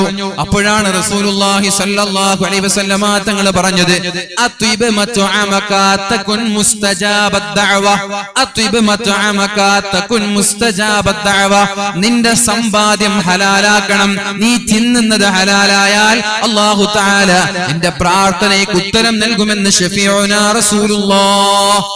അത്രത്തോളം കണിശമാണ്. തിന്നുന്നതും ജീവിക്കുന്നതും വീടും വസ്ത്രമൊക്കെ കർക്കശമായിട്ട് ഇസ്ലാം പറഞ്ഞു. ദുആ സ്വീകരിക്കണമെങ്കിൽ ഇത് നിർബന്ധമാണ്. ഒരു അണുമണി തൂക്കം ഹറാമുണ്ടെങ്കിൽ ദുആ അല്ലാഹു സ്വീകരിക്കൂല. ഏതായാലും ഈ വിഷയങ്ങളിലെല്ലാം സൂക്ഷ്മതയോടെ അള്ളാഹുവിനോട് നമ്മൾ ദുആ ചെയ്താൽ എല്ലാ പ്രശ്നത്തിനും അള്ളാഹു പരിഹാരം തരും. 5 കാര്യങ്ങൾ പറഞ്ഞ് ഞാൻ എന്റെ വാക്കുകൾ ഉപസംഹരിക്കുകയാണ്. ഒന്നാമത്തേത്, പരസ്യമായി ആളുകൾ തെറ്റു ചെയ്യാൻ തുടങ്ങിയാൽ തിന്മകളോട് ലാഘവത്തോടെ നിസ്സാരമായി കണ്ട് തിന്മകൾ അതെന്താ കുഴപ്പം അങ്ങനെ ചോദിക്കുക. ഒരു മടിയില്ല. ടീച്ചേഴ്സ് കണ്ടാ കുഴപ്പമില്ല, പോലീസുകാർ കണ്ടാ കുഴപ്പമില്ല, ഉസ്താദുമാര് കണ്ടാ കുഴപ്പമില്ല, നാട്ടുകാര് കണ്ടാ കുഴപ്പമില്ല. ചെയ്യുന്നതിനെയൊക്കെ ഒരു മടിയില്ലാതെ ഉളുപ്പില്ലാതെ ന്യായീകരിച്ച് നടക്കുക. തെറ്റ് ചെയ്യുമ്പോ അറ്റ്ലീസ്റ്റ് മിനിമം ഒരു ഉളുപ്പ് വേണ്ട, ഇത് തെറ്റാണ്. അതിനെ പോലും ന്യായീകരിച്ച് പരസ്യമായി തെറ്റ് ചെയ്യുന്ന ആളുകൾ, അല്ലെങ്കിൽ ചെയ്ത തെറ്റുകൾ പരസ്യമാക്കുന്നവരുണ്ടായാൽ പേര് പോലും അറിയാത്ത, മരുന്നുകൾ പോലും ലഭിക്കാത്ത രോഗങ്ങൾ നൽകി അള്ളാഹു പരീക്ഷിക്കും.